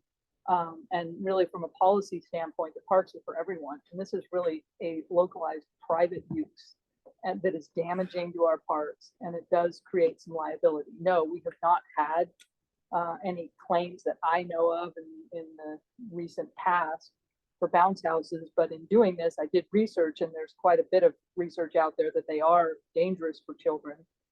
It's not significant, they're gonna twist an ankle or other sorts of things, but anyway, I read an article from a pediatrician and how many people come in the summer from these types of uses. Now, that said, we have allowed them in the past, and we did go to great lengths to create our forms and our insurance and all of this. And again, this is for a private use. And then people come in and they say, well, we want a bounce house. And when you tell them they have to go get the insurance and all of this, they walk away very frustrated because they want to do it tomorrow. So it's not really a great service for, people. And it is a similar thing where, and I could like argue, you said, our neighboring parks do not use it. Like I said, the parks are for everyone, and the taxpayers pay for the parks. And the fees that we're charging and the costs, we're saying it's not even the fee. And yes, I said, they're going to ask this because we could increase our procedures, we could increase our costs, but that's not really the issue. The policy is that it is damaging to the parks, not only what we've talked about, but also the delivery and taking it out and then re-inspecting the entire area. And so when we go to these parks and recreation, land or liability seminars and things, we always talk about these water types of slides, things bounce house, mechanical bulls. and inspections and things like that. So I think we're just getting a lot more sophisticated, as well as just the policy of saying this is damaging. So this is a staff recommended change, and I understand it has some policy issues. So I would say 2 points that I actually really agree with the point, because I can also argue against myself saying, well, our parks don't provide bounce houses and water slides, mechanical bulls, others for very specific reasons. So why would we allow private individuals to do that on our property? Mm-hmm. And number two slipped my mind. So So I have a question. How often does somebody just go put up the bounce house? I mean, do most people come in and ask if they can? there's a lot at Porter Walton Park gets them a lot. Well, that's what I'm saying, but how many of, we get them over here a lot too, but I don't know that they're coming in and saying we're gonna put one up, or if we just show up with our bounce house and put it up. That's my question is, Yeah, the enforcement. Yeah, how you gonna enforce it? Yeah. Is that well, part and of do it? you, And it's usually after hours, so the only people around are police, I mean, you've got a Saturday birthday party at 3 o'clock and you just go over and put the bounce house up and have your little party and take it down and go home. So Well, I don't think and many some people are of the coming in bounce here and, houses are pretty tiny too, that are for a birthday party. right. But water slides, even I mean, Bryce is dying to I'm speak. not dying. Yeah. I was gonna say, my concern is just that, we have people that don't have yards and they do come and have the birthday parties in the park. So, and whether or not they're renting or owning, they are participating in paying the property taxes as well. They all paid the. I mean, that's the fine, I park can tax just, that we get when they're built. We But they pay the property tax. This is where I side with staff. They're paying property taxes for its intended use as it stands now, not property tax to go do whatever they want on it.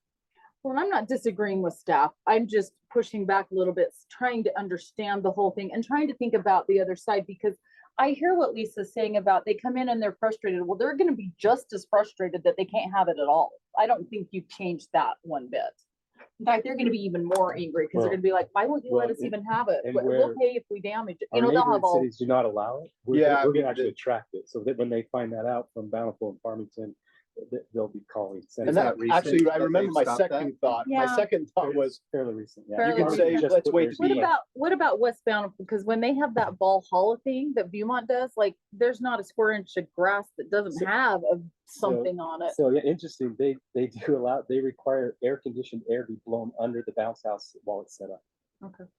And no stakes, has to be Yeah, sandbagged. well, I'm So fine with all of that. Yeah. They require a $2 million insurance policy.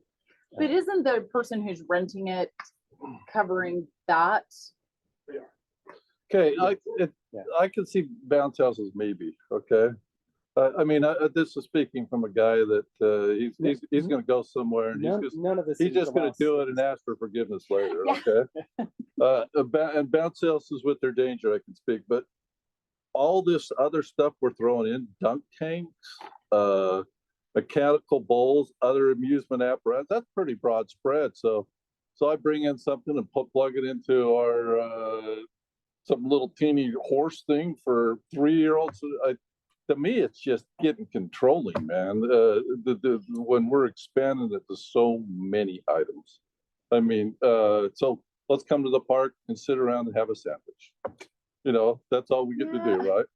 And we're throwing out more and more multi-tenant places where people don't have yards to play in. I mean, it just, when I see all those things on it, it drives me crazy. They get to play pickleball and on our brand new playground and our ball field and our soccer field. We haven't gotten a bid on pickleball courts yet. You shouldn't We have had brought 3 that up. good meetings today.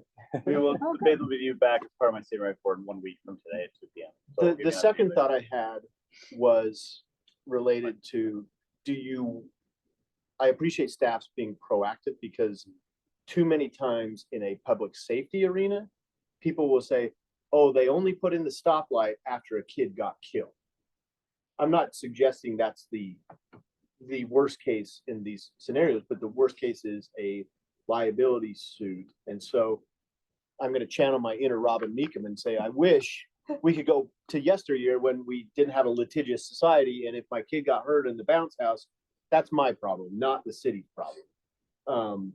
But in today's society, it almost seems like you need to be proactive in order to manage that risk, which is a very sad statement. And I agree with you, Mayor. Is like, we have these wonderful parks, and yet we're very limited potentially in our uses of those parks based off of a litigious society. Are we saying they can't even do it? They can't even do it if they hire a professional company that has all the insurance and everything as well too? So currently we do allow that, or that they have to reach out to a company and then they have to provide proof of insurance. The policy, I think we're pretty low. We need to, if we decide to go that direction, it needs to be up to $300,000 or $500,000. Well, and the cities that do allow require that they hand truck in the equipment, that they can't drive the vehicles out on the lawn. So we need to correct some more things like that. Yeah, I'm completely supportive of, Or minimizing damage. I think I'm probably more along, no, I'm not in disagreement with what you guys are doing. I'm just saying, gosh, or we limit it to not grass surfaces.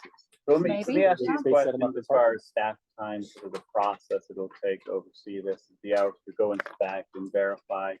We're talking about Saturdays where we're possibly working overtime, so not, it's $70 an hour and they're potentially out there, we're gonna pay them for 2 hours, it's $140 to set up and take down. So again, we have our staff that has fees to go out $500. and map that, mark where reasonable? sprinkler lines And are. then do we also ask for a deposit that if you don't get sprinkler Right, because lines now or a grass, birthday party is now in the thousands of dollars Then by the you- time you paid for then your you insurance create policy, Well, your the situation. And no amount of money. the makes rental bond better the itself. next day. So, so For you the create a rest of the month, situation everybody that else gets burnt off. only a certain group Or- of or people no. can afford to do something like that. A certain section of our community has access to this possibility. And that is not what our park's intended for. And Mayor, if we want to add in mechanical bowl in our budget on next week, we can. If we want to start offering that as a amenity, but No, I just I don't like it's going. I mean, this is kind of off topic, but not. I mean, Bruce, are they going to start locking the door and say, "Hey, we can't play basketball in the churches anymore because you might tear your Achilles." I mean, this is where we're going with this. and that is what has happened with. It's ridiculous. You could aim that at me, Mayor. I apologize. I was asked to draft an ordinance to prohibit bounce houses. But in my due diligence, I reviewed a number of other larger cities and their ordinances. And I thought, ooh, these are good. We don't really want a bowl. So, if you would like to eliminate, just leave it to bounce houses. That's fine. I went overboard. One more thing I'd like to offer from Dave Peterson didn't share it earlier, but one of his previous job was BYU risk management. That was his job. And so we're lucky to have him with Irma. But he uses the story a lot. We talked about EFY back in the day where they would figure out risk management and they had a lot of lawsuits or liabilities or accidents and injuries that occurred. So he went back and got the data, and that's why he's so data driven is what is causing all these injuries? What is the huge cost of the EFY program? You'll never guess what game it was. Basketball. Red Rover. Oh, Red Rover. So guess what? BYU banned Red Rover being played. It's a simple, easy game. But again, that's what you just have to be mindful of is what is causing these accidents or potential serious injuries that we allow it. And it just takes one that all of a sudden it's a $30,000 cost and we can't recoup our costs. So, we might be overreacting and we could take some things out, but we're just trying to be mindful of what is the park's intended use, and we don't want to draw attention away from what its use is. So, Well, it depends what people like. I put the mechanical poles because, it seems noisy and people are screaming. I don't know. And it seems just as dangerous as the bounce houses. So, but I don't know. So let me give you some backstory. So this we've been working on this for a couple of years. This started when we were going through the drought, and Bruce and I talked about the impact the bounce houses had on the grass that we weren't watering because we were in the drought. So we started doing some due diligence of, okay, when we're out of the drought, where do we want to be? So we started researching other cities and what they were doing, things like that. Fast forward even more time, I changed positions. Now I'm over insurance and claims and things like that with the city. We started doing more research. So this is kind of where we're at that point. We looking at other scenarios of risks that could happen in the city. And I don't want to make me the killer of fun or, destroy what we do in parks, but, bounce houses can be that mechanism that could be ultimately more risky for us. So a scenario would be, we let somebody use a bounce house in a park. Kids go there and play. What did we just have this last week? High windstorm rating area that can come through town. Does it put us at more risk because we authorized a bounce house in the park? And then now there was a windstorm that came through and swept through and kids are tumbling down, whatever the park may be. These are just scenarios that we're putting forth that, we feel like this is the best case scenario just to say no to a bounce house. Okay, but let's go to legal liability on this from the legal and the other sound thinking people. Are we going to eliminate our ski program? Because when I talk to surgeons, they say the worst thing coming into their emergency rooms is trampolines and ski instances. Can't we have them sign waivers like they sign with our ski school? And to when they use the park? Follow up on there. My thought is, what are we doing on our 4th of July celebration? Is every kid that gets in a bounce house signing a waiver? So I did talk to Kim Kerno a little bit about that. We have not had bounce houses for a couple of years. They have inflatables that the kids can throw a basketball in. And some of the inflatables are like a little ninja course, but they're not really bouncing. They're kind of running along. Correct. I Yes, think yes. But this says similar inflatable structure. Right. The resolution does. right. And so I think that's where my concern is that I feel like, and I appreciate that you guys have looked at this for 2 years, but this is the first I've heard about it. And so for me, I'm going, are we hitting this thing with a hammer when all we need is just a little tap with something smaller? I'm not saying it's not a justified thing. I guess I just am saying I would like time to do a little more research or hear where this is. I hear what you're saying about the liability, but also isn't the city indemnified? Like it's not the city's bounce house. Aren't they at their own risk with what they bring to the park? I guess that would be a legal question. For I, Lisa. that's my, I Well, mean, I'm that's the just way we trying to try to- understand it a little better. That's the way we try to arrange it. Yeah, do we But when not have someone broad gets governmental injured, the city immunities? owns the park and we get pulled into the lawsuit. Whether, we can get out on governmental immunity yes. or, Yeah, insurance, privity of contract. There's plenty of claims that we can make, and yes, hopefully we are not. But what I'm saying is there are some issues about negligence, like, yeah, I mean, I guess if we change ours and say, hey, you can only use these with sandbags, but it turns out that stakes are much better, and now we're part of the whole design and telling them how to install it when it's not actually manufactured for sandbags or Well, this. one issue that Councilman Meekum brought up is that there are ones that get put in without the permit, that don't jump through the hoops, that don't do the things. But when the police officers drive by, they don't know that they didn't get a permit for that because it's still allowed, right? Whereas if they're not allowed, police officer drives by and says, hey, those aren't allowed. They're against our someone's birthday. I'll bet 50% of them aren't permitted. And like I say, Farmington had where they were allowing them, but just not on grass. And they just recently I printed off their website where it says devices may not be set up on the grass, and Rice have since changed that. They haven't updated their website yet. So they've just recently gone to, okay, we're just not going to allow them. And Bountiful City's done the same. So like I say, you're going to start attracting to Centerville, and our parks will take the front. I have two questions for you. The first question is, we've spent a lot of time talking about bounce houses. Talk to me about petting zoos and animal rides. Is that something that we have had people do? Does this happen often? We get requests for it. The issues, I'll have let Lisa talk to the liabilities, but for me, I'm a maintenance guy. I've got to fix the broken sprinklers. I've got to clean up the unhealthy droppings that have been left. I've got to keep them contained, so they're not running out in the street, or make sure that where they're setting up, and I have to get out there and mark sprinklers where they're going to put in stakes, where they're going to put up their fences, and I have to decide how much damage are we going to allow that horse to make as it goes up and down for the pony ride. Yeah. So totally understand the maintenance.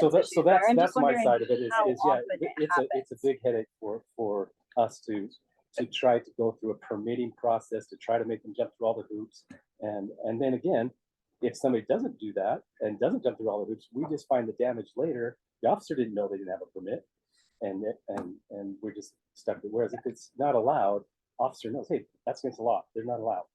I'm not overly concerned about the petting zoo or the animal rides. I was just more curious as to how often it happens. Rent the park and do a fundraiser or an event or whatever it may be. It does happen in that respect. Doesn't happen. Like I'm assuming like maybe not, ponies maybe and things, couple, right? But it does happen where people request, hey, can we have pony rides? Can we have whatever. And I added that one as well, because I did get a question in the last 10 years. Hey, can they come and do this? And in my opinion, it's already prohibited in subsection A. So I was just clarifying. So the next time we get that question, I'm going to say, nope, I don't even have to argue about the language in the code. It was just my recollection that it's been asked and we've said no. So let's make it clear. I was more curious as to the inclusion because it's sort of adjacent to bounce houses, and that made me wonder. Like that's how I remember the question, and I didn't want to argue it. Biggest issue that I had, and the reason why I requested that we, strict make this ordinance a little more strict, is the slip and slides. Slip and slides are there's just not a way you can do a slip and slide and not make a big scar in the park. Overwatering and then the Yeah. scar. So you've got some overwatering issues. Yeah, you got a sloppy, wet area. So those are the two issues that I recommend, and the others, it grew from there. Okay, yeah. that actually leads into my second question, because I was gonna ask specifically about the slip and slides. But what is a water play structure? Or like, is So- that if I have an So inflatable Costco pool? sells a bounce house that's got a water slide. Yeah, You things hook your hose. incredible. So you climb up the stairs That's and then what you we slide had down. up in our yard all summer last summer. Yeah. While I was sick and recuperating, my kids were blowing that thing up every day. Is there a way? And they had a lot of fun. And your few kids and their few friends probably Right. it's a No, little I bit- it's a little bit understand that's different a situation very- than what we get at the park. And I'm gonna be honest, I couldn't have cared less what my grass looked like last year. I was just like, whatever, they're entertained. That's great. I guess my question, and it also goes to other amusement apparatus. If I look at this ordinance, and this is maybe more of a drafting question for Lisa, if I see water play structures, is that broad enough to include the little tiny kiddie pool that I blow up and put down? Because that is a water play structure. I don't think that that's what the ordinance intends, but that's not what the ordinance says. If someone was putting it on the lawn by the Bowery, I'd go and say, hey, can't do that. Okay. Put it on the concrete. But are you also saying we shouldn't allow it on the concrete because somebody might drown in it? That's at least. I'm saying that. And then Lisa, I also, I just don't know what other amusement apparatus is. Like for me, that one feels super We could ambiguous. say other, I just meant like Similar? dunk tanks, mechanical bowls, because you know there's gonna be similar? something else. Yeah, Other similar, we can add similar, similar. like, so that at least Like- we're relating back to Yes. duct tanks and What do you mechanical call bowls. it? So Lisa, do you really, I mean, obviously you do, but I'm baffled that there would be liability to the city if a child ends up drowning in a kiddie pool that they have set up on city property. And There- we've had them sign waivers. There may not ultimately be liability, but that doesn't prevent somebody from suing the city and us Right, incurring let's say a one lot of our of legal employees fees to walked defend right it. past it. Correct. And then you're gonna say, hey, you guys saw that we were doing this and you didn't tell us no, but we don't have an ordinance in place that prohibits it. So that was their own free will choice to put up. the And number one, we pools. don't want it happening. I mean, that's. Correct. I don't disagree with that. I'm seeing both. Yeah. And believe me, I see your side and I see Mayor's side very well. And I'm torn as to where I land. I don't have a, And in all honesty, I do too. I just want to say, I'm your just job giving is to my protect the professional city. advice and you're the policy. yeah. Yeah. Your job is to protect the city, advises of at risks and let us legislate. Can I just say, I guess I think that's where maybe I can't believe I'm like maybe fighting this a little bit, but I think where this is coming from for me is several years ago, I was the PTA president. I had to go to a bunch of training up at the district office, and they basically said in that meeting, we have literally been sued for everything. And so we went through all of these, high risk things. Well, guess what? We still did dunk houses we still do dunk houses at field day. We still do bounce houses at field day. And Beaumont has that crazy fun thing over at West Bountiful Park every year that my kids love. Senior party, there's a lot of stuff that happens at senior party. Right. And so I guess I'm saying if they've been sued for everything and they haven't shut that stuff down, are we hitting this with too heavy of a hammer? That's all. I'm not saying we shouldn't have rules. I don't think we should be damaging the parks. I'm not saying we shouldn't have all of this. I would like to see a little more evidence that I think there is a liability to the city. I would love it if every instance had the examples that you just gave, where there's a PTA and a school district and adult chaperones that are manning those games and Okay, watching fair those point. things. That's not the case at our city parks. Okay.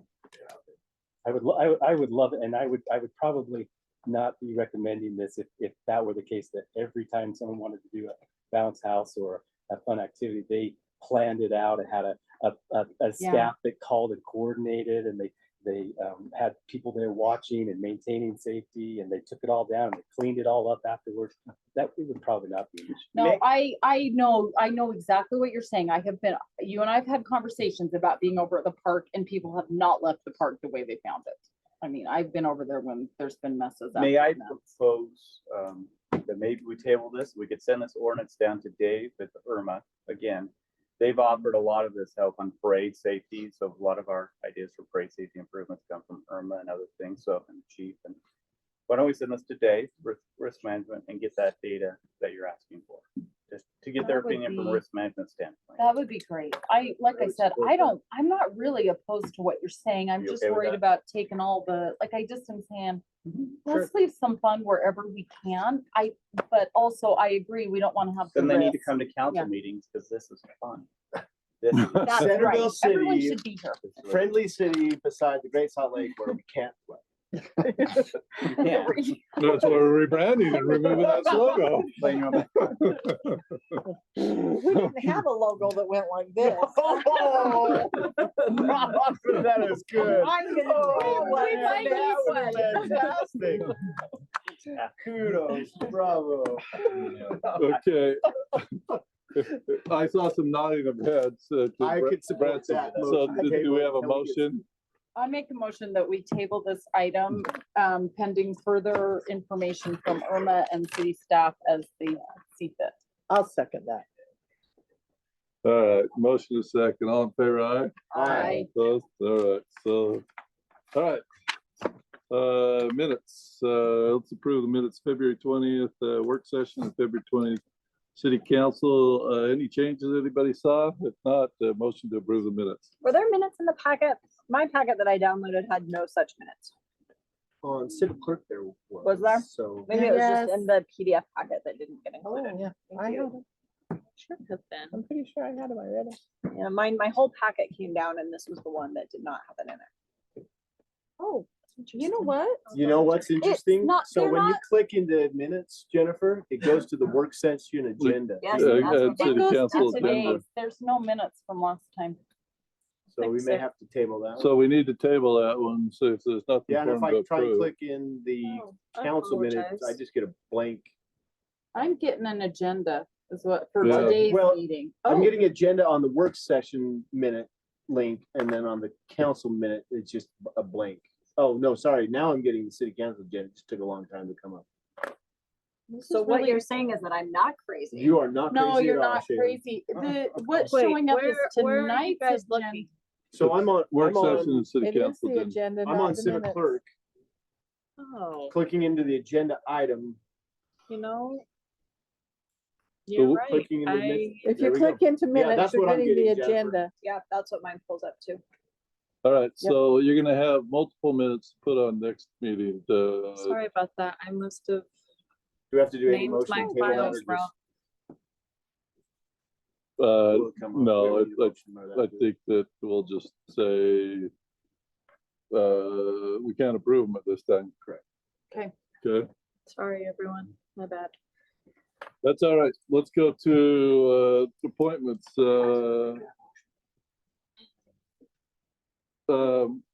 We appoint Heather Taylor to the tree board. I interviewed Heather. She's willing to do that. She had more conversation with a couple staff members, I think Bruce, and she's willing to serve. So I would look for your advice, consent for that approval. So moved. Second. All right, all in favor, aye? Aye. Opposed? Okay. Financial report. This is not one of our quarterly ones, so, but if you have any questions, Nate's here. Anything on financial report that you saw that you have questions on, you want to bring up with Nate? Okay. If not, so is there for your approval. Council report, Councilmember Summerhays. Okay, let's go over South Davis Rec District. In the time since we met, let's see, I think I reported that we had our subcommittee performance evaluation with our executive director. It was candid, pointed, with a lot of performance metrics along with timelines. We had our meeting last night. It looks like many of those are being implemented. Skating community seems not to be as cantankerous as previously worked through, so that's looks positive. We have had another member of the board resign. So we have technically 2 vacancies on an 8-member board. By Utah statute. We need to be a 5 or 7-member board. So in the last 2 meetings, we've been working to create a resolution to come up with the right makeup of the board. Last night, that was an agenda item. And we actually decided that and approved a motion whereby it will be a 7-member board with the 2 at-large county appointments moving away from being appointed by the county and now being approved by the board. So, and we did that, part of the discussion was that if you have county commission members who now in recent past have not been members of our communities, selecting individuals who aren't even a part of their own communities to be on our board doesn't make sense.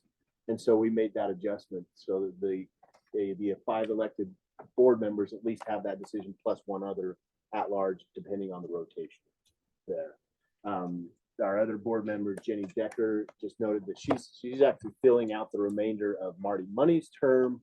So whenever this new adjustment we'll start looking for applications to fill those vacancies, she'll move off the board as well. So changes that are happening definitely there, both from a board perspective as well as operationally. So I think things are heading in a good direction in terms of the rec district. Any questions for me on rec district stuff? Trails, we continue to meet trails. Bryce has been great in helping the trails create a survey that will go out to the community. And the latest report on that is he should have all the survey with, we're going to do some signs that will go out throughout the city with QR codes for people to sign up. That'll be ready on April 1st. So we'll get some good feedback. They're excited about working towards the trails master plan as part of our general plan update when we get to that point. So lots of good things. They're excited for some summer activities. They will be, they've asked for some things as part of our budget. We'll see what staff presents, but in terms of relative requests of other committees, it's extremely small. So I think that's all. Good report. Thank you. Any questions for Councilman Summerhead? Anybody else have anything pressing from their committees or boards they serve on we need to know about? Okay, thanks so much, Spencer. Yep. Okay, fire board yesterday, Chief reported about the fire department. One thing we did yesterday, though, we did approve a updated fee schedule as our firefighting units go out, or things like Turk classes, temper tents, fireworks, that sort of thing, as far as fees go. I went up on Friday night and saw Haley and Bryce and our youth council up at Logan, and my wife and I actually were quite impressed with this group and how polite and well behaved they were. I hope that Bryce and Haley experienced the same thing. But and we had a nice evening with them up at their annual youth council training in Logan. I was able to be in St. George serving some clients, and went over, had lunch with Mike and 3 or 4 of his staff at the Rural Water Conference. And it's a conference that I think they get a lot of good training from. And we had a nice discussion for an hour or 2 there. Is able to meet with the 4th of July committee, and the Inkleys are on top of that. Haley was there as well too, as the staff, and they got chairs called, and they're asking each of those chairs to get to vice chairs, and they're proceeding on that very well. And then outside of that, that's probably I'm gonna report tonight unless you have any other questions for me on Have there anything. been any questions related to 4th of July or? I have not had any. Has anybody else been having No, them? That's good. So we're excited to have our parade chairs back, and co-chairs, Robin's daughter and her friends, so. But, And they've got somebody else to take it over the next year. Oh, good. So we have. Great. Elect. Uh-huh. Oh, that's awesome. They've got their That's vice perfect. chair. They've got a vice chair for the next year, so they're working right on that. Awesome. yeah. So, yeah, that was a really good meeting, and I was impressed how Wendy handled it that night. So. Lisa Better- was very impressed with it too. She got it. And they had it in their home. She said that kind of felt not quite as intimidating. Exactly. I got here to the city and I called them up, said, "Where's this meeting at?" "At our house." I said, "That's great." I thought, they were used to, hey, come to the city, and yeah, so that was fine. It worked out well. Yeah. So, all right. City manager's report, Brent. Thanks, Mr. Mayor. I have a few items. One I touched on earlier. The bid opening for the pickleball courts is next week. Sounds like we have 2 local contractors bidding, that we consider bidding on it. Might consider bidding on it, but they're due back next week by 2 p.m. So So if somebody's interested on bidding on it, how do they do that? contact Kevin or Bruce, mostly Kevin, I guess. The information on the website. Yeah. Under our bid section. So the information is on the website under the bid section. Yeah, they just started bid. So the meeting today was kind of a pre-bid meeting where they asked questions, trying to get an idea. Just because you didn't attend today doesn't preclude you from bidding on the project. And you said you had 2?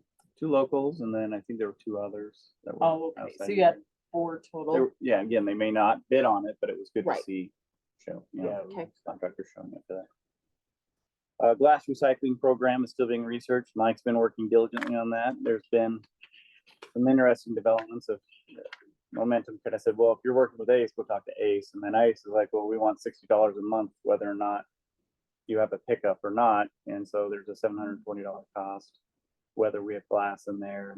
Anyway, Mike's working on it. We're trying to figure out maybe going back to Momentum, because my understanding was they'll pick it up as needed, and that cost might be, anyway, Mike's on it, but it might require a little bit of a budget adjustment for next year if we're going to proceed with this.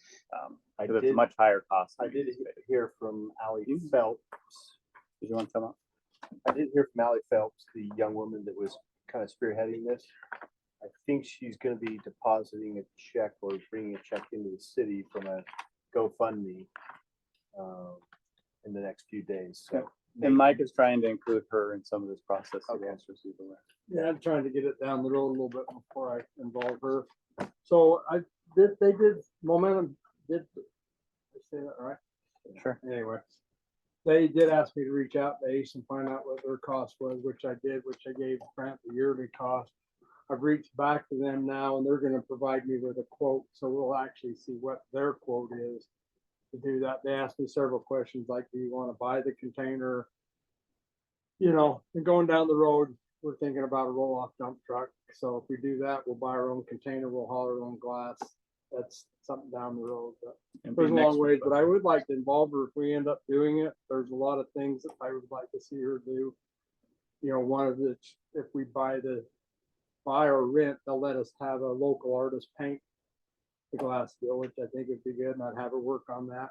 As well as it's another area where we got to get it on the web, and so I would like to have her design and get stuff on the web and do some public notification to make sure that it's a success. We don't want to waste that money going out front. So that's some of my ideas, but I'm just trying to get enough time to even keep pushing this down the road a little bit so I can move forward with everything we got going on right now. So anyway. Appreciate you being on top of that, Mike.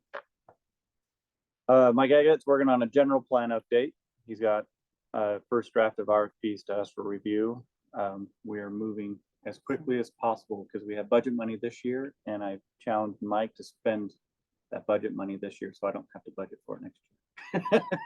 There will be some budget money next year, but it hopefully won't be, it'll span 2 fiscal years. Correct. So Yeah. Right. we And can that was, manage that. that's been our intent every time. Yeah. Yep, so Mike is on it and he's reached out to Wasatch Front Regional Council. The grant money is not necessarily available, but they've offered other resources to provide support to us that could provide some cost savings, which I think is awesome.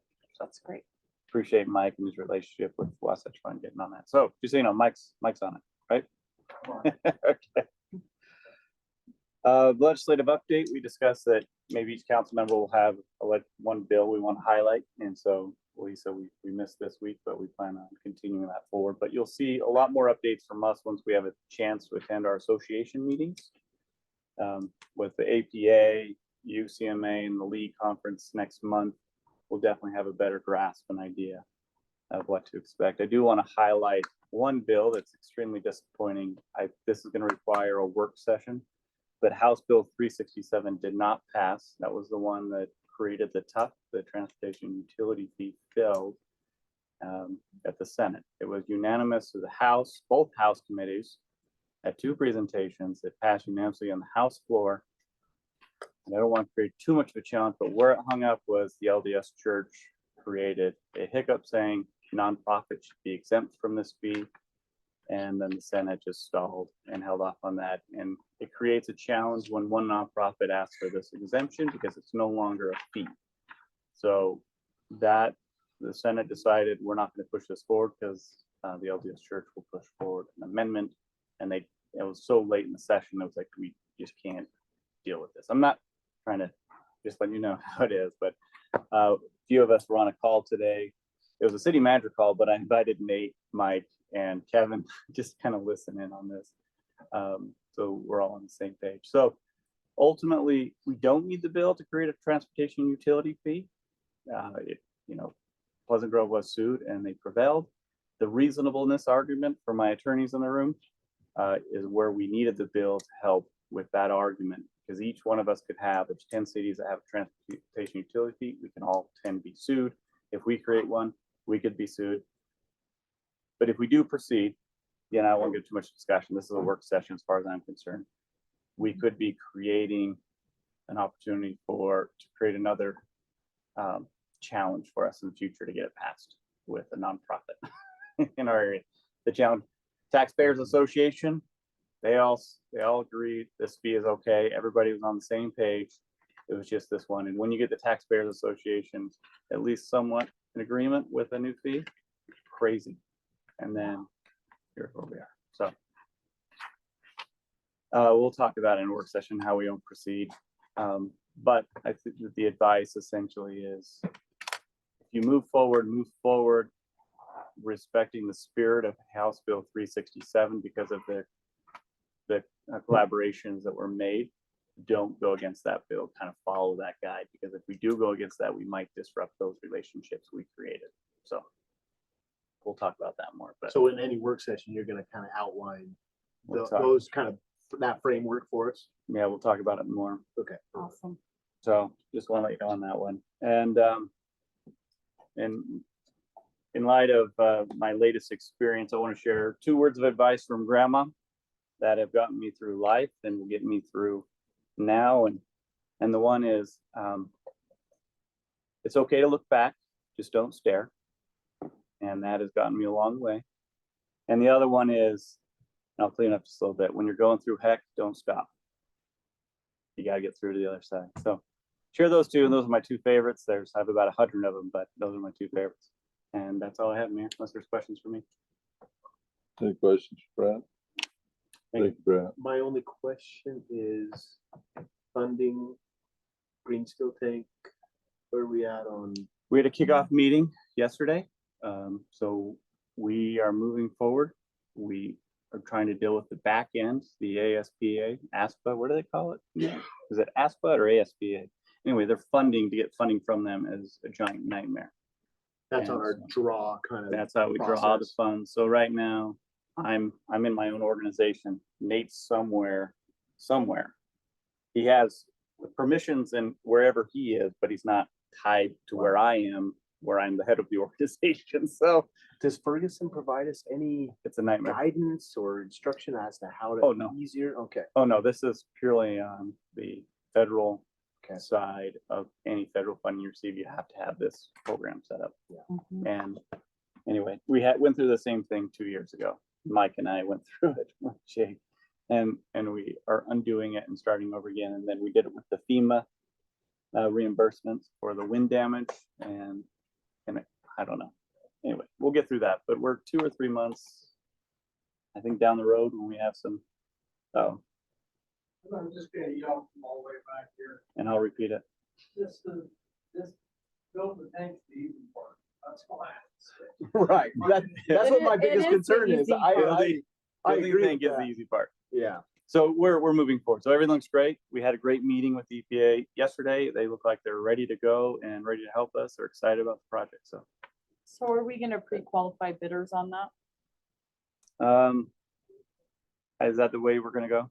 I'm sorry, I'm out of the. I sure would. If I recall, my Generally, that's conversation, how Mike, we've done these that's big correct. projects. So I We would wanna assume we make do the sure- same case. It's just, Just because of where it's placed and the type of structure you want someone that, you don't want somebody doing that. oh for no, the it's not first the, it's tank. not the lowest bidder. It's the qualified bidder for sure in this situation. So, yeah, hopefully it's the same contractor. But anyway, that's all I have. Thank you, Brent. The good questions, Spencer. All right, so before I close it, that's just a great site, isn't it? Look at all those incredible I people know. back there. Yeah.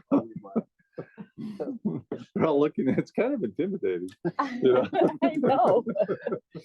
So, all right, so I'm looking for a motion to leave city council to go to a closed session. Remember, you need to include the reasons not to return to city council.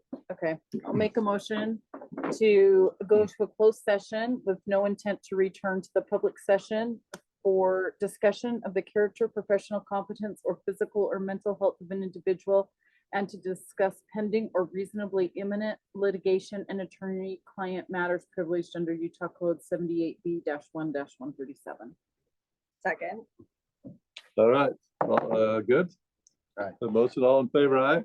Aye. We have to do a Yeah. roll Whoa, call, right? not- Roll call vote? Yep. Yes, that's right. Okay. Because we gotta do the 2/3, right? Did you make it the not to return? Yes, Yes, you do. yes. Aye. Councilman Meekum, Aye. Aye. Aye. okay. Council's, Okay. Great write-up for you in the Centerville Journal. I saw it like